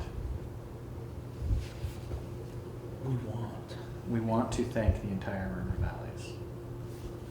Easy edit. And just make small edits to just keep it really. We can do that. Yep. Yeah, I wasn't suggesting an overhaul. They are just small edits. Oh, I see. You're taking out the first like 6 or 7 words. Yes. Okay. So it would be capital W, we want. Okay. Okay, cool. Letter from the board chair. It's not there. Wait, Rich, one more thing? Yeah, which one, Mark? On the board terms page. Okay, I was getting to that. That's next. Okay, just the year that Laura was elected is wrong. Yeah. Because it needs to be 21. 2019. She was elected last year. No, she's elected this year. Yeah, it's elected in 2019. Thank you. So 2019 to 22. Right. Okay. The other thing too is, and again, I don't want to redo this whole thing, but is it important, you guys, that this be here so big? Because a lot of times, I mean, this could be like half a page, and we can donate another half a page. to something more important? No, that was my suggestion, that we put the website timeframe down on that page. Can we in add addition. that, Bill? Can we cut this in half? You can direct anything you want. So if you've got time, I'd like to, are you guys okay with that? Is maybe what we do is we do board terms, just half a page, move it up, and then have, maybe Matt, you're still with that committee. Can you just do a brief timeline? I mean, you got half a page to work with, but just let people know what's going on with the web. Is everybody okay with that? Kate, you okay with that? Yeah, that's fine. Dwight, I think you shook your head, or you were chasing flies. Chad and Laura, I don't know, is Laura still with us? Yeah, that sounds fine. Laura is not with us. Okay, Chad, Laura's not with us, so Mark, if you want to just send something to Matt, what you're thinking too, just remember you got about half a page to work with. Okay? If you want, like, I would just put the project timeline that we have down there, which is just a PDF. That's what I would do, but we can put something more together if you prefer. Well, I mean, they did both spend some money on it last year, and we do have to report out about it, so if you want to add more to it, that's cool, or if not, that's fine too. So, Chad, you're on that committee too, so maybe Mark, make sure whatever you do, you send to Chad also. Yep. Okay, so does that take us, is the warnings okay, because we'll make those adjustments, a couple little adjustments on that. If you go to the page 9, would be the next page with information. And this is just a draft, this is from last year as a placeholder. Are we gonna use Lori's? We needed to wait for it to be voted on tonight. Okay. Oh yeah, because there's no penalty effect. So 9 and 10 is Lori's graph. Oh, in a different style. So Lori, we're gonna change that back to your other graph, right? The one we looked at earlier instead of. Is this the graph that is for the budget or for the, I don't think that there was a graph last year for tuition students. No, on the top of page 10, you have secondary students, the numbers, and then where they're going. Okay, yeah. Mm-hmm. You want we're just gonna put the page in there instead. Correct. Is everybody okay with that?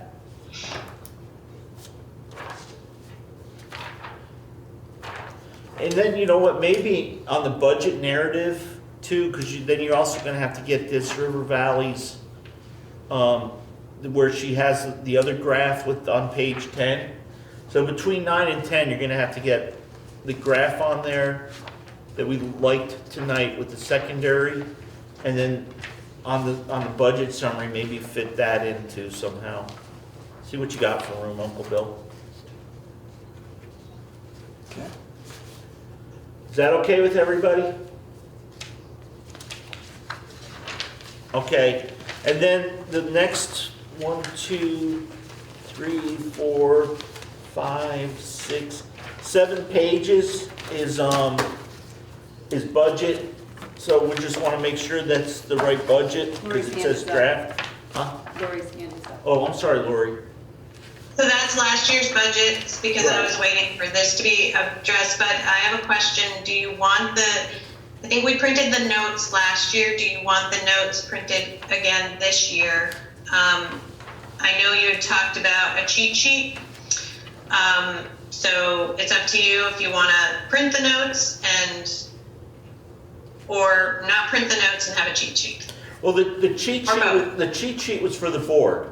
So if we get asked a question, if somebody says, hey, on line item number 48, how did you come up with that number? That seems ridiculous. Additional software needs. I mean, I can say additional software. Well, what software? So that's why I like a cheat sheet, because not everybody goes to this meeting and then we get asked by the public and we look at them like we got 6 heads. That's why and that's when budgets started almost getting turned down in Dover. But when we can give them answers, so we're buying a new program, or we had to update a program, or we needed additional programs for certain grades, or we needed additional programs because of STEAM. That's the kind of cheat sheet I was looking for. How did you get on line item 48? You know, how did you come up with the number 7,000 I'm sorry, whatever the number is, whatever the proposed budget is? How did we get there? Do you want the notes printed with the budget as it was sent to you? Yes. No, I think that is. The cheat sheet was that's not what I always meant when I said cheat sheet.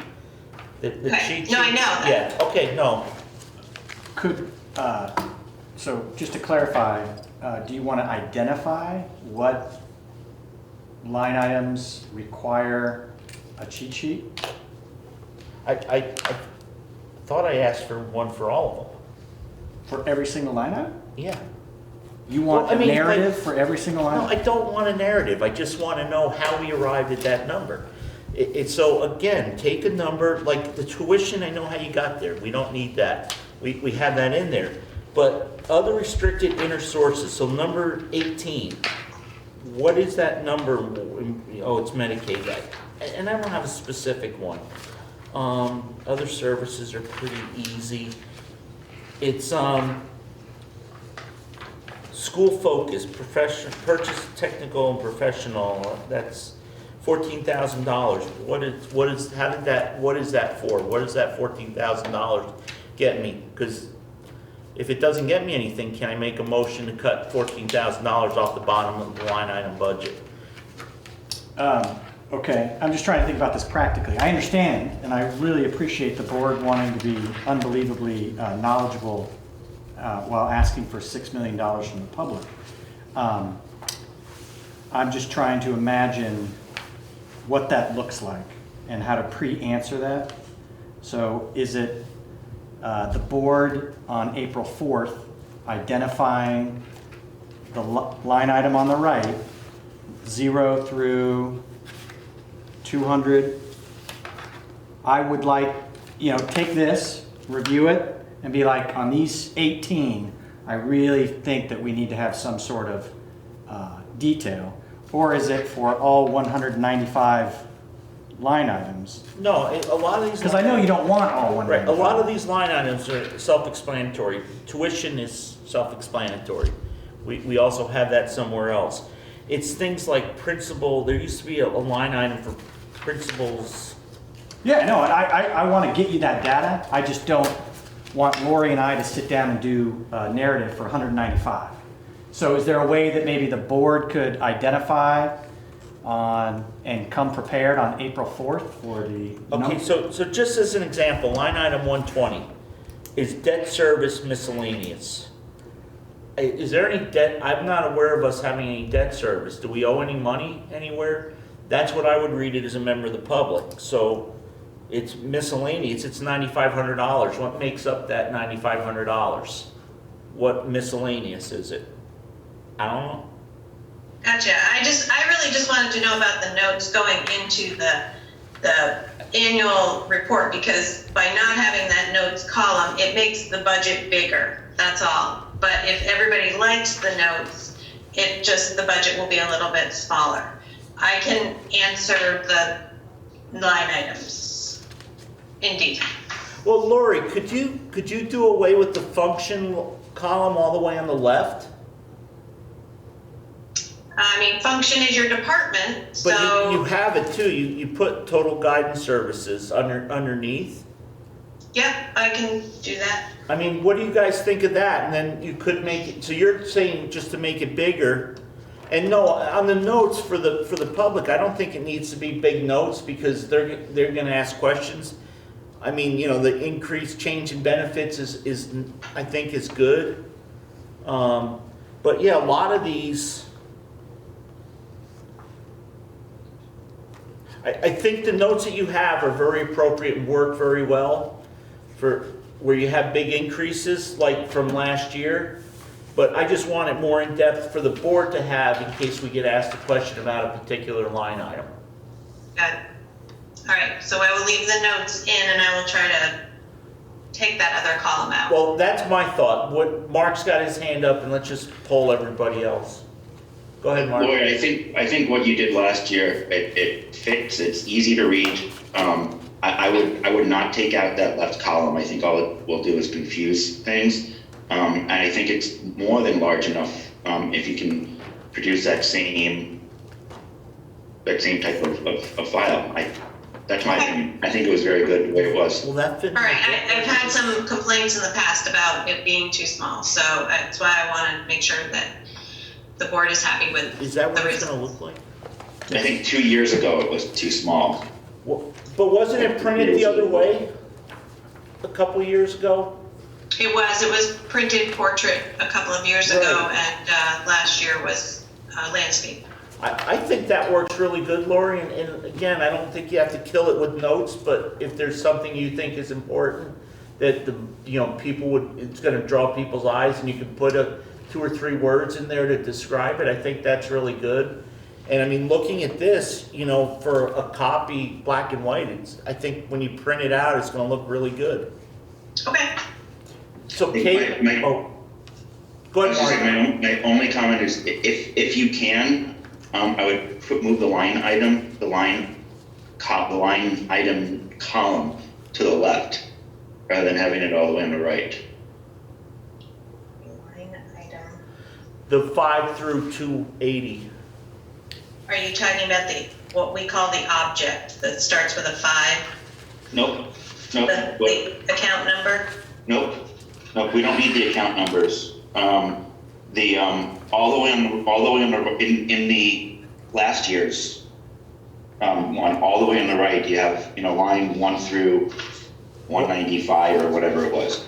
Oh, the column, and yes. Yeah, I would, if you can move that to the left, I think it would make a little bit more sense, but that's not a big deal either here or there.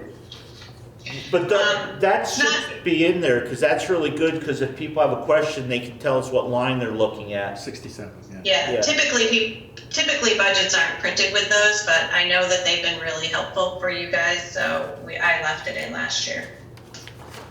Excellent. Well, Bill, I'm sorry. Go. Mark, are you all good?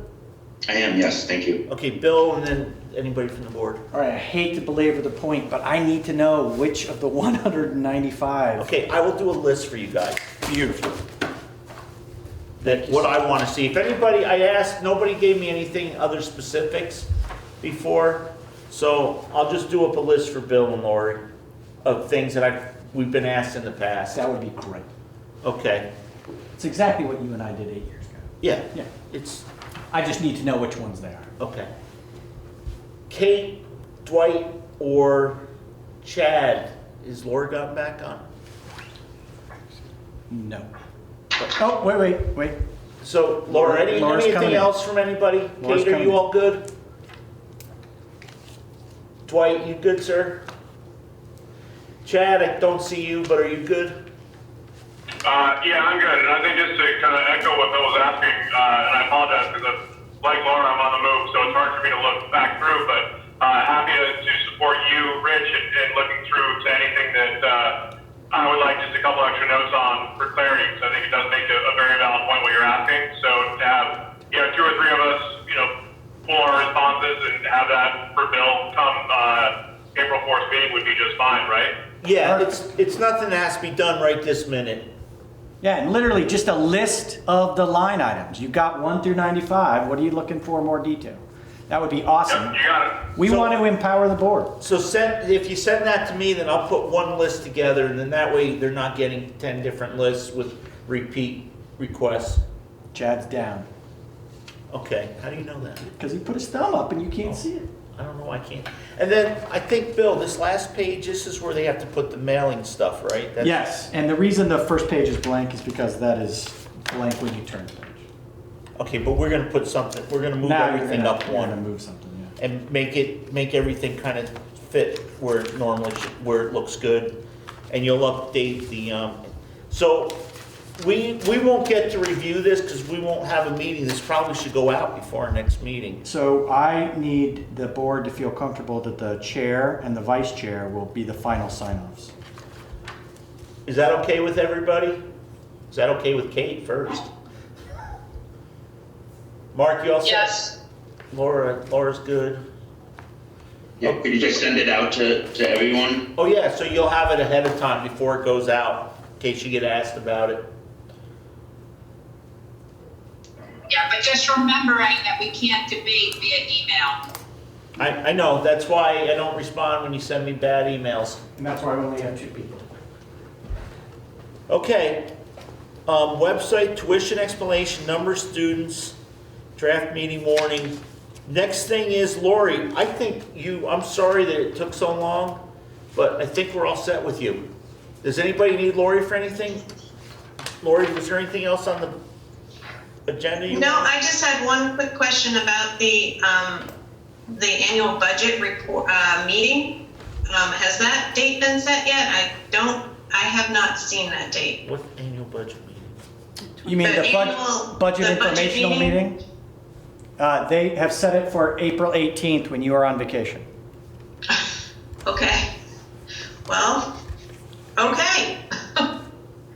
Aren't you gonna do it both the 4th and the 18th? Gonna do one in Wardsboro, one in Oh, North? yeah, you're talking about where we present the budget before the meeting. Yeah. Yes. Okay, no, we do 2 of them. We have to do it within 10 days before the annual meeting, and we do it in the town opposite where the meeting's gonna be. Okay. So, and that's why it's important for us to have the cheat sheet, the board cheat sheet, because we don't ask you guys to come to that. We usually take care of it ourselves.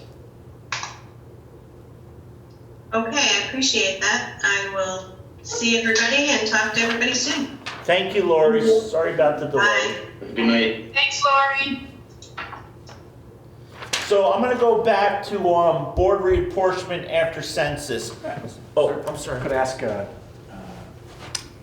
you to do something before that? Sure. Matt has to leave at 8 o'clock. He's going to a Okay. service, and if he could just do his principal report questions real quick. Well, we have to approve the CIP. Can we wait till next meeting?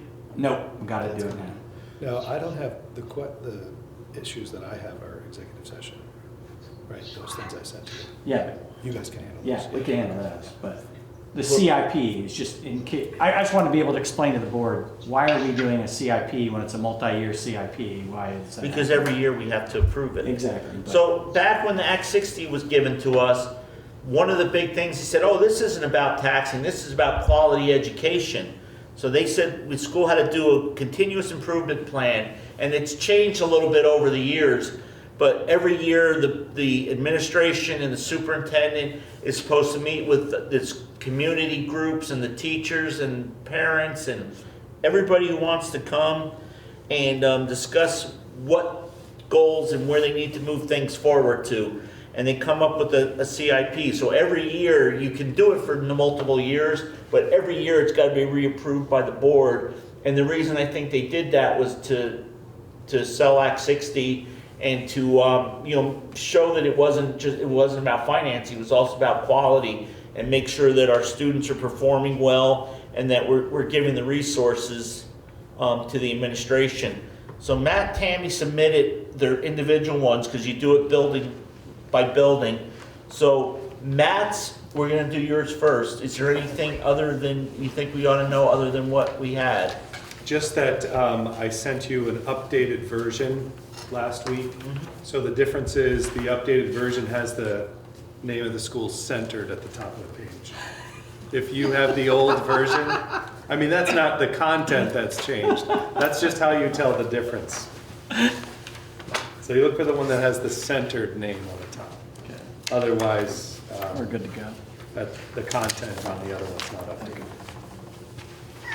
It also says updated February of 22 instead of February of 21 on the old one, so you can tell that way as well.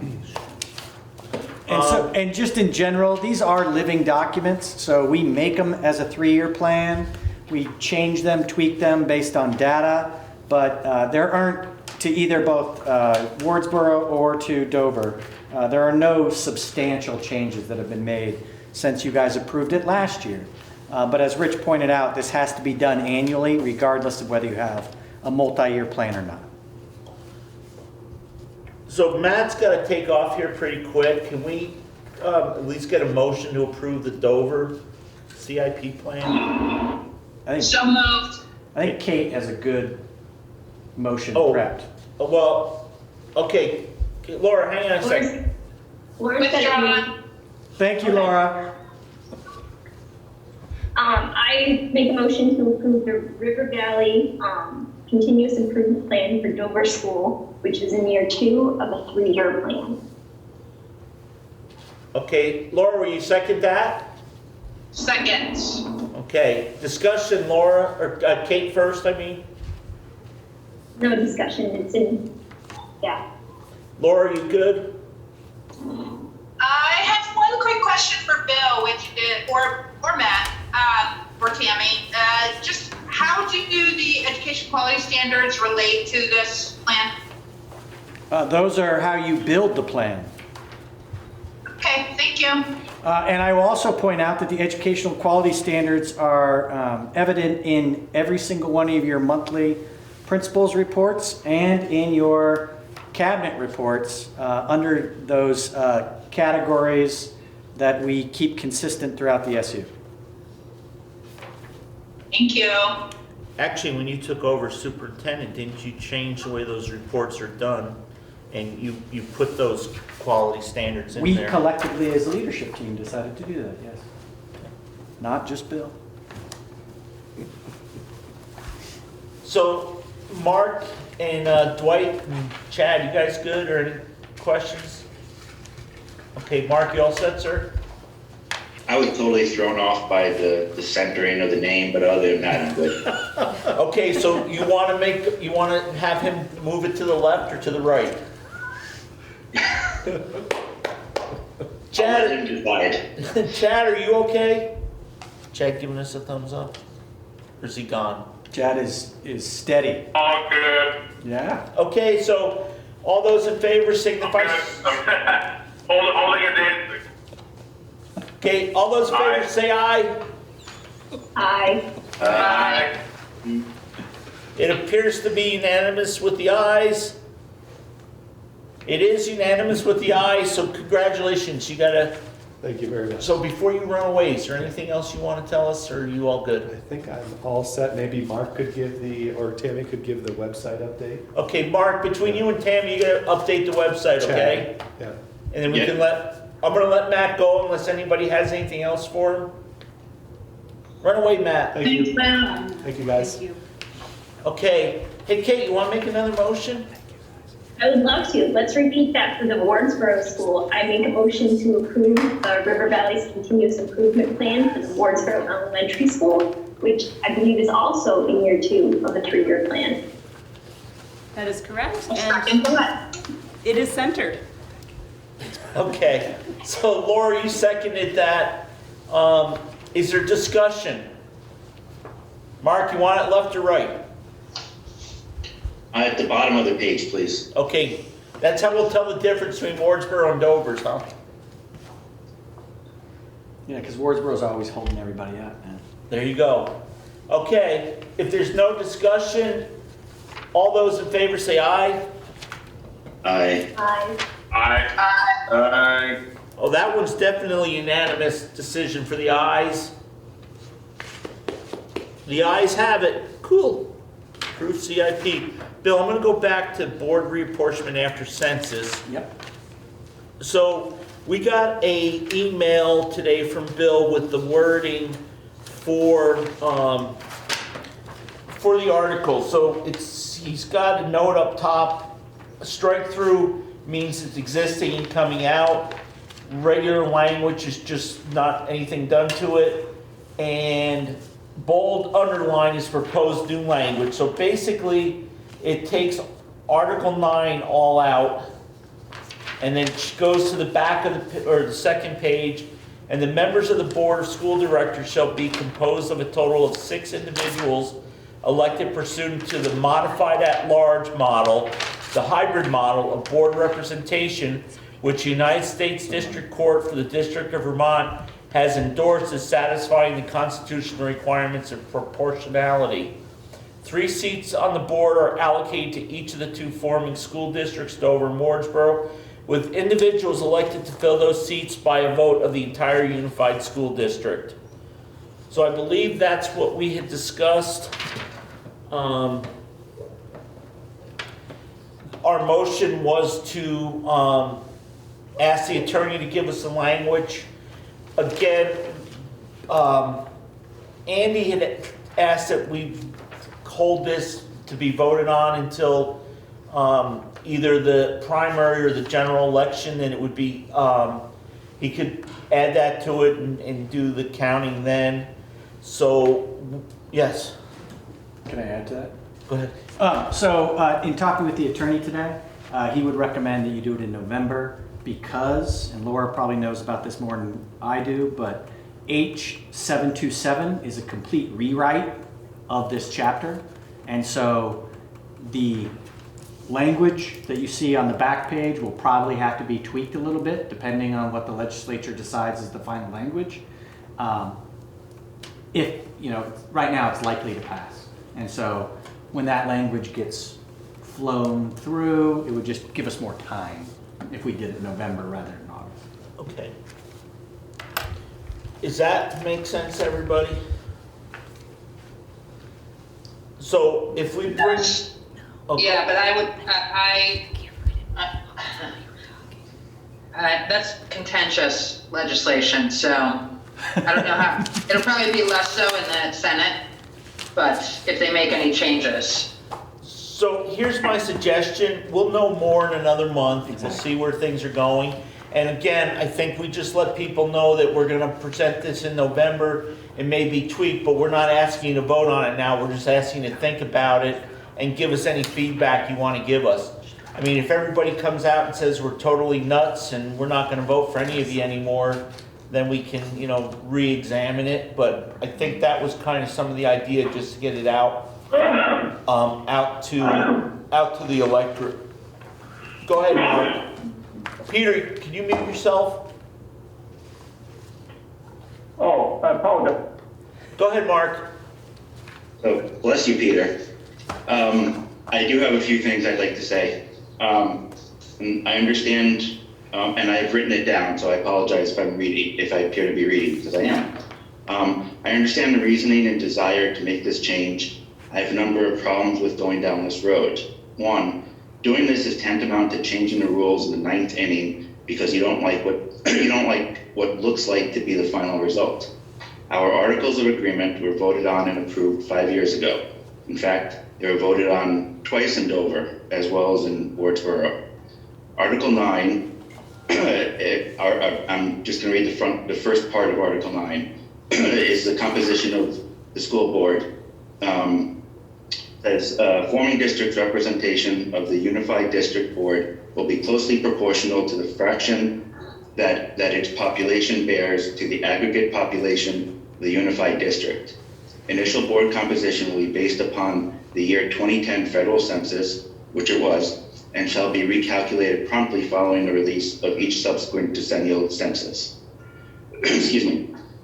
This article was included in all warnings, discussed at informational meetings as well as town meeting, at least in Dover. The time to change things would have been before the 2020 census was taken. Changing rules now because we don't like the results of the 2020 federal census is, in my opinion, amoral and undemocratic. We don't appreciate it when Montpelier changes the rules in the middle of a process. Just because we can doesn't mean we should. Whether we like it or not, we are stuck with the 2020 census for the next 9 or 10 years. And I take personal exception to anyone who says we shouldn't believe the census numbers because of COVID. I spent a lot of time and energy to improve the census numbers in Dover. Both Dover and Wardsboro have a large population of second homeowners. For 2020, seasonal homeowners were asked to respond for each home they own. Seasonal homes are not counted as part of the resident population. Only those living in their primary home qualify for the resident population. Depriving one town of their due representation is wrong, and if this proposed change is made in the Articles of Agreement, that's what's going to happen. 2, when I first brought up our need to reapportion, I included 4 possible options. Subsequently, a few more were brought to our attention. I don't think it's that right with any of us that after 5 years of working well together as a board of 3 reps from each town, that we just go do a 4-2 board. That's why I presented a few options. My position from the beginning has been that we should find a way forward that was fair, but without ignoring the change in population or the right of all residents to 1 person, 1 vote, or proportional representation. The change proposed may hold up if it were challenged in courts, but it also may not, because making this change after the data is known adds a twist that I don't believe was determined by the courts. As I mentioned, we had a number of options to consider, all but one of which preserved at least some extent the concept of 1 person, 1 vote and proportional representation. We could have abided by our articles of agreement, could have gone to a 5-person board. We could have had a 6-person board with 2 elected from each town and 2 at large. Could have remained a 6-person board with 3 elected from Dover and 2 from Wardsboro and 1 at large. Could have remained a 6-person board, but with proportional voting. Or the one the board has chosen to change to an all at-large members with 3 elected by entire district from each town. This is the only one that completely ignores the census. And while it may or may not hold up to a legal challenge, should someone want to go down that path, in my view, it does not live up to the standard of our democracy of 1 person, 1 vote, or proportional representation. There is simply no way the math adds up. This board insists on going in the direction of this proposal. It shouldn't take effect until the 2030 decennial census, and we should abide by our articles of agreement and reapportion as such. Thank you. Mark, will you email that to Peter, please, so he doesn't have to try to... Yes, I will do that, Peter. And then also, if you don't mind, can you just send it to Bill and he can send it to the rest of the board? Sure. Okay, thank you. So, is there any comments on Mark's? Or anybody want to have a discussion, or are we just going to bring this up and this can all be discussed at the meetings, and then I'm sure we will have... I have my hand up. You do? I can't see Laura it. has her hand up. Go ahead, Laura. Mark, I want to thank you for writing your comments down. I think that's helpful. I, too, would like to make a statement, and that is that in our democracy, we have provided a means for citizens to challenge the constitutionality of actions that are taken by government officials when they feel that those actions may violate the Constitution. And I believe very strongly that when citizens believe that is the case, they should challenge those actions in court, that we should not casually throw around references to whether or not something is constitutional, particularly as public officials. Tonight, I will be supporting the proposal that is in front of us. I believe that it does satisfy 1 person, 1 vote. I am relieved that the board agreed to seek legal advice to ensure that we had a legal opinion, that was in fact the case. I think that was the right thing to do. And I think that if there are folks that disagree, they are obligated to take that to court. Particularly, I guess I will leave it there.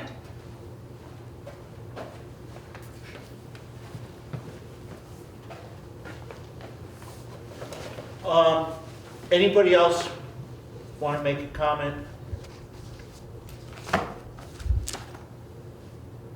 Go ahead, Dwight.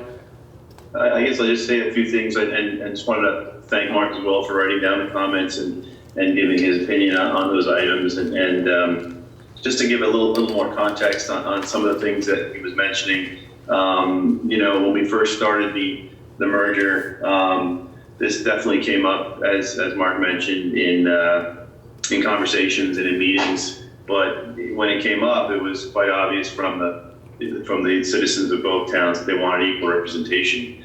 And it's my understanding that even though the wording is in the Articles of Agreement, that was kind of, I don't want to say told to us, or I'm not sure if it was actually required, but it was something that was, was basically suggested that's how it should be written. But it was certainly obvious from the meetings that were had at the time that it was important to have that representation. And I'd also like to add that we at the time we didn't know what we were getting ourselves into, but now we've had 6 years been doing this now, Rich?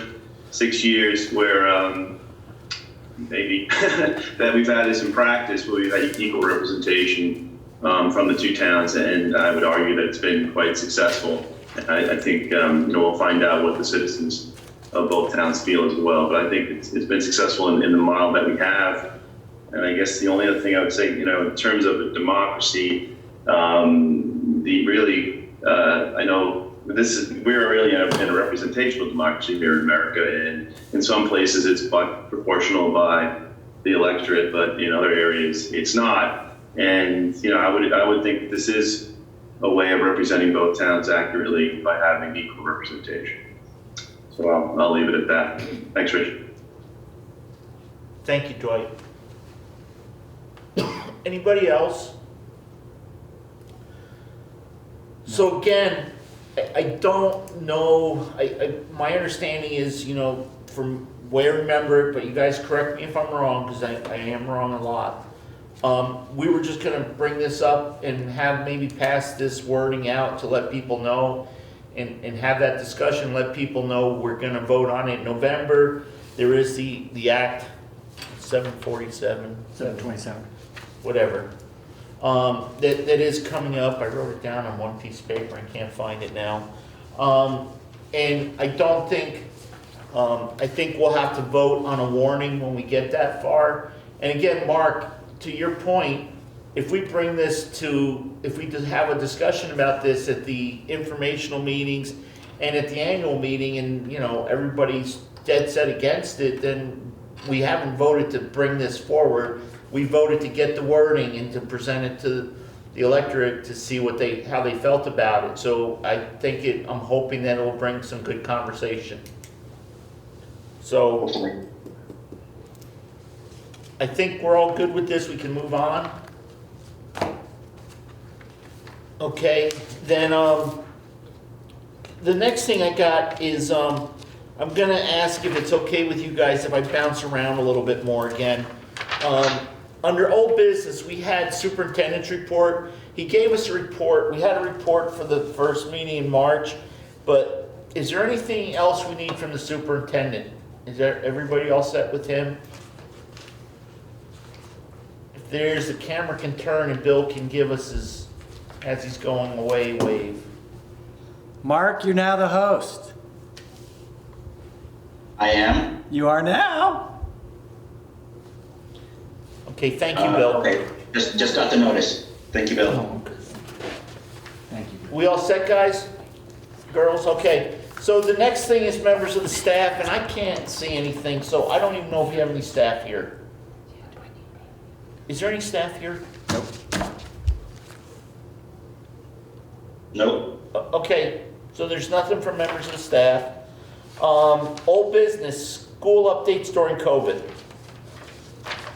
I know you changed things over, it was in your reports. Yeah, starting March 14th, which was last Monday, so we're in week 2 of the new guidance from the AOE. I would say, just like when this all started, the students and staff have taken everything in stride.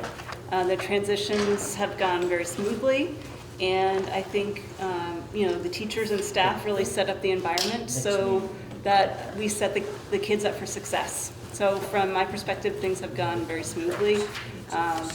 With the no masking, we're running into some germs floating around, but other than that, things are going really well. Excuse me, Richard. Yeah. You can be heard, and you're coming in over Tammy. I'm sorry. I will shut up. I'm finished anyway. If anyone has any questions, please feel free to ask.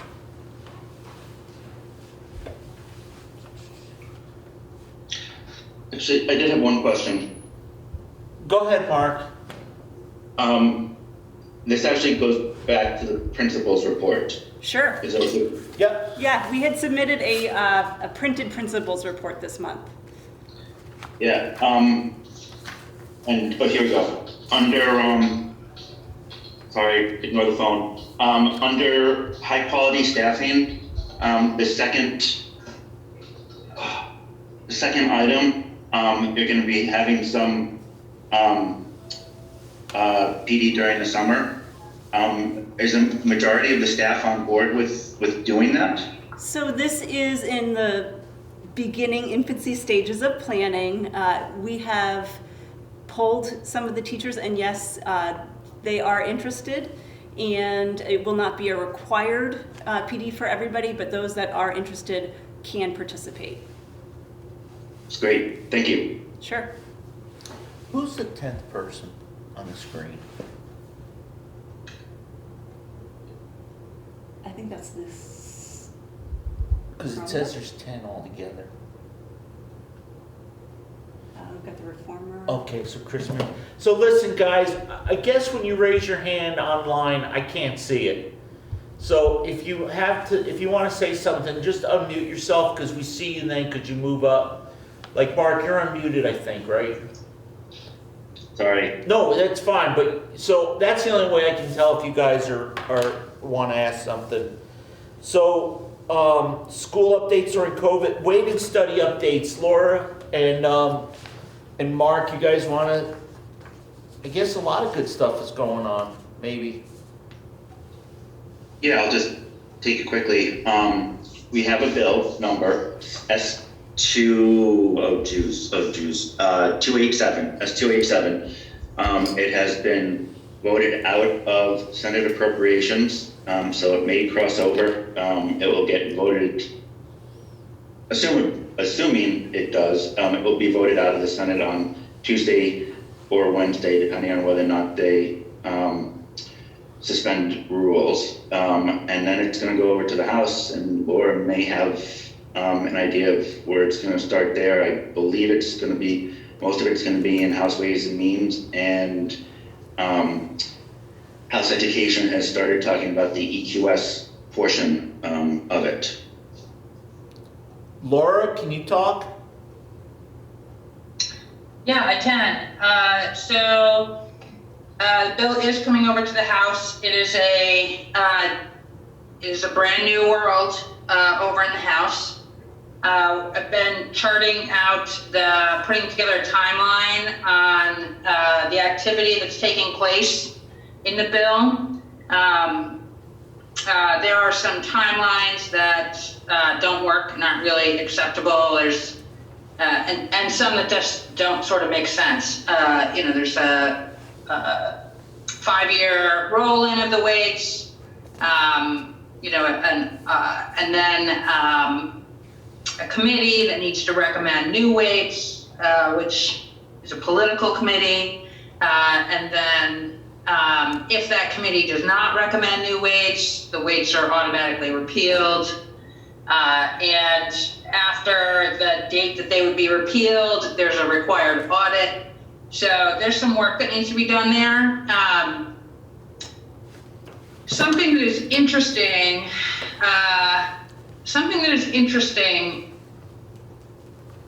I'm not sure how this work is going to go in the House and Senate. The House members, there's a large group of House members that are organized around this issue, but there are some pretty entrenched folks in the leadership on those committees, and I would say that they see this, they are behaving in a manner that indicates they feel that this has taken a personal turn, and that they have become personally aggrieved, which is a little bit challenging. So I think we've all been kind of waiting and giving space. I know I, in particular, have been really dialed back in terms of my commentary, my advocacy, just sort of waiting and giving the Senate space to move to get something over, to shift from where they had started. And, I think it's going to be really, really important that we re-engage in an organized fashion in the House, that we are really clear on where we're at in terms of timelines, and that we're coordinated. And to that end, I will remind us that we are a part of two advocacy efforts, both the coalition and Dover itself. And I would ask us to, in addition to the resources and time we've committed to that, to double down in this final push. If Marc is reaching out, or others are reaching out and saying we need voices, we need testimony, it's going to be really important that happen. So I guess that's what I have to say at this point. Well, actually, I'll say one more thing. So tomorrow we have the yield bill on the floor, and one of the things that I've been looking for and asking about kind of quietly is, where is the money for transitioning in the weights? Because when we transition in the weights, as we know, like with Act 60, there will be impacts, painful impacts to some overweight districts, and that is, that's a powerful motivator for continuing to deny resources to our neediest students. So we know we have to resolve that problem. There is $96 million in the education fund, which is called quote unquote surplus. The education fund does contain resources other than property tax income at this point. The governor has proposed that half of that be returned to taxpayers in rebate checks, which I find to be a bit gimmicky. And then the other half be used for workforce development. Proposals coming out of the legislature include utilizing some of those funds to lower tax rates generally, which is a more traditional way that we have utilized excess resources or over collection of resources in the education fund. And tomorrow we will see on the yield bill, which is unusual, a notation that we are setting aside reserving funds for universal meals. Universal meals is one of those inequitable things that's happening in our schools now. There are a number of schools that already provide universal meals, and recalling, of course, that through our weights and through our collective tax effort, we're all paying for the choices that happen in each individual school. So in some schools, we already have universal meals. In other schools, we do not. And so this effort would push for that. It will be pretty pricey. I think, I don't have the price tag in front of me. I have to look at it. I think we're looking at $30 million. That, of course, will be, and please correct me if I'm wrong on that $30 million. I think we're looking at, that, of course, there being ongoing costs to that. Someone like me would say and will say tomorrow on the floor, why are we advocating for, as worthy as it is, universal meals for kids? Why are we advocating for increased expenditures out of the excess or out of the education fund prior to correcting the formula for how we equitably access resources out of that fund, and without having allocated or set aside any resources at this point for that transition? I did bring this up with the Speaker's office this afternoon, and was assured that the topic is at least being discussed about transition funds. So that, I guess, is probably where I will stop.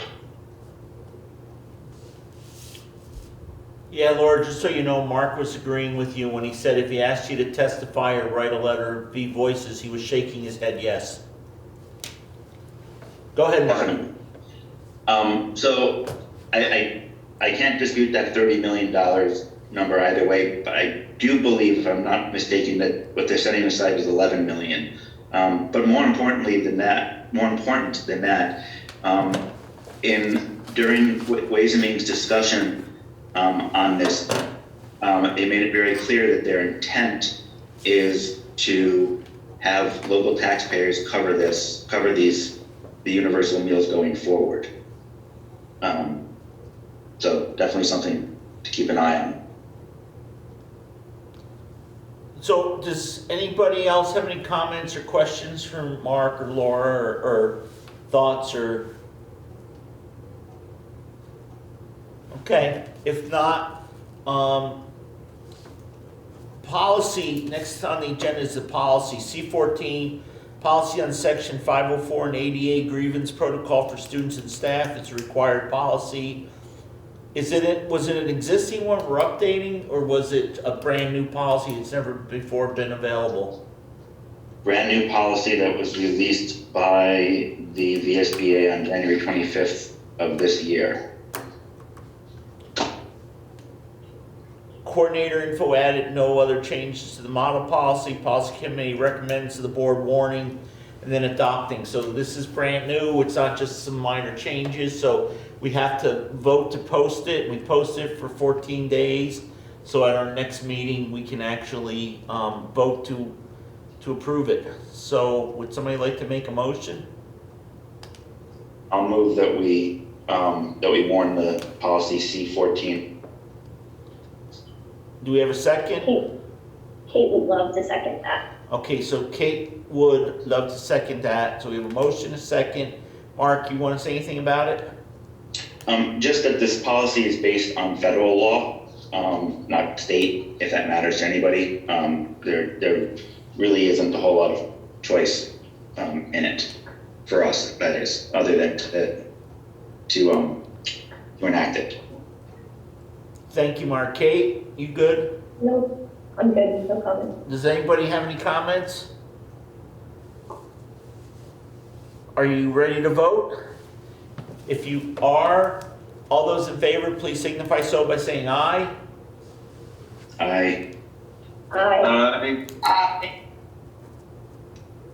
Aye. It appears as though it's a unanimous vote of aye. The vote is unanimous, so Tammy, everybody else bailed on you, but can you make sure that gets posted? Yep. Okay, and then Peter, can you just make sure that you make that highlighted or something so we know on the next agenda? And Kate, try to remember for the next agenda, we need to put C14 to be voted on. Got it. I always send Bill an email with those reminders. Okay, thank you, Mark. That was it for policy. New business. Before I go into what we have on the list here, does anybody have any new business? I see a lot of blank stares. So it is now 8:30. We've been 2.5 hours. I have 3 things. We have the reorganizational meeting planning, but that doesn't happen until after the elections. Voting on using Robert's rules for small board and the code of ethics, that won't happen until, Mark, I think it was your intent that these would be done at the reorganizational meeting? Correct, other than the code of ethics we send out ahead of time so people can sign, but yes. Okay. The reorg. So if you guys are okay with this, can we put that off to discuss it till the next meeting? Is everybody? Yes. Yes, please. Okay, so we have our next meeting is April 4th in Dover. Remember, we're gonna be off a little bit because we need to meet on the 18th in Wardsboro. We're back in the schools, as you can see, beautiful new tables and stuff. It's funny because I move my hand and then it doesn't move till a few minutes later on the TV. We had an executive session for contracts, And I'm gonna ask that we put that off too. They're not important that they have to be done tonight. They don't have to be issued for another couple months. So, yes. I do have 2 items for the executive session. Okay, what are they? One is contractual. And it has to be done tonight? One of them should be. Okay. And it's contractual? Well, yeah, I think so. Boy, they really left you in the lurch, huh? Okay, we get a motion to move into It'll be executive quick. session for a contractual issue? So moved. Okay. Second, you can give it to Laura. Okay, Laura moved and Kate seconded it. If you're all in favor, say aye. Aye. Aye. Aye. Okay. Okay, so at 8:32, we're Yes. out of executive session by unanimous consent. So Tammy, go ahead. I had read a letter of resignation to the board For who? for Julia Sloan, our music teacher. And she's part-time? It was a .5 position, so it's 1 day at Wardsboro and a day and a half at Dover. Okay, so I think the board will all agree that we're sorry that she's leaving, but we wish her the best in the future. She's been here for 5 years, hasn't I she? believe so. So can we allow the administration to post the position? Do we have to vote to accept the resignation? I don't believe so. Okay. She just. Do you need a motion for posting, Richard? I don't think we do we? I don't even think we need a motion for posting. But is there anybody that doesn't want to post the position? No, so go ahead, Tammy. We can get, the nice thing is contracts aren't due for another few weeks. So maybe we can get out a little quicker and there may be some choices out there. Okay. So you're welcome. So we are going to have to talk about contracts. And what we started is, if you look at the bottom, next item, it says future agenda items. So these are all, we kind of put them in placeholder. Mark, one of the things is you want to talk about the yield. And I thought that really fit in with how the tax rate is created. And since we have some newer members on the board, the fourth one is how is a tax rate created? And in May or June, and we'll talk about how the yield plays into that. Usually we don't have much say on we have no say on the yield, but, and then we have board budgeting review for September. Solar updates, we still got to get together with the district treasurer. Inter-school supervisor union choice has pretty much died for this year. There's some issues that came up with it, so I don't think it's going to be able to happen. And I think, Mark, you would ask about special ed processes, how do people become identified, or how do they request it, and how does families know about it, and students and people in the community know about it. So I'm not sure, we're hoping to do that in May or June, and the solar update will hopefully be in that time period also. So if there's nothing else, I would say we can, if you guys are ready, we can make a motion to adjourn. We'll make a motion to adjourn at 8:35 p.m. Seconded. Okay, guys, so thank you very much, everybody, and we'll see you all in 2 weeks.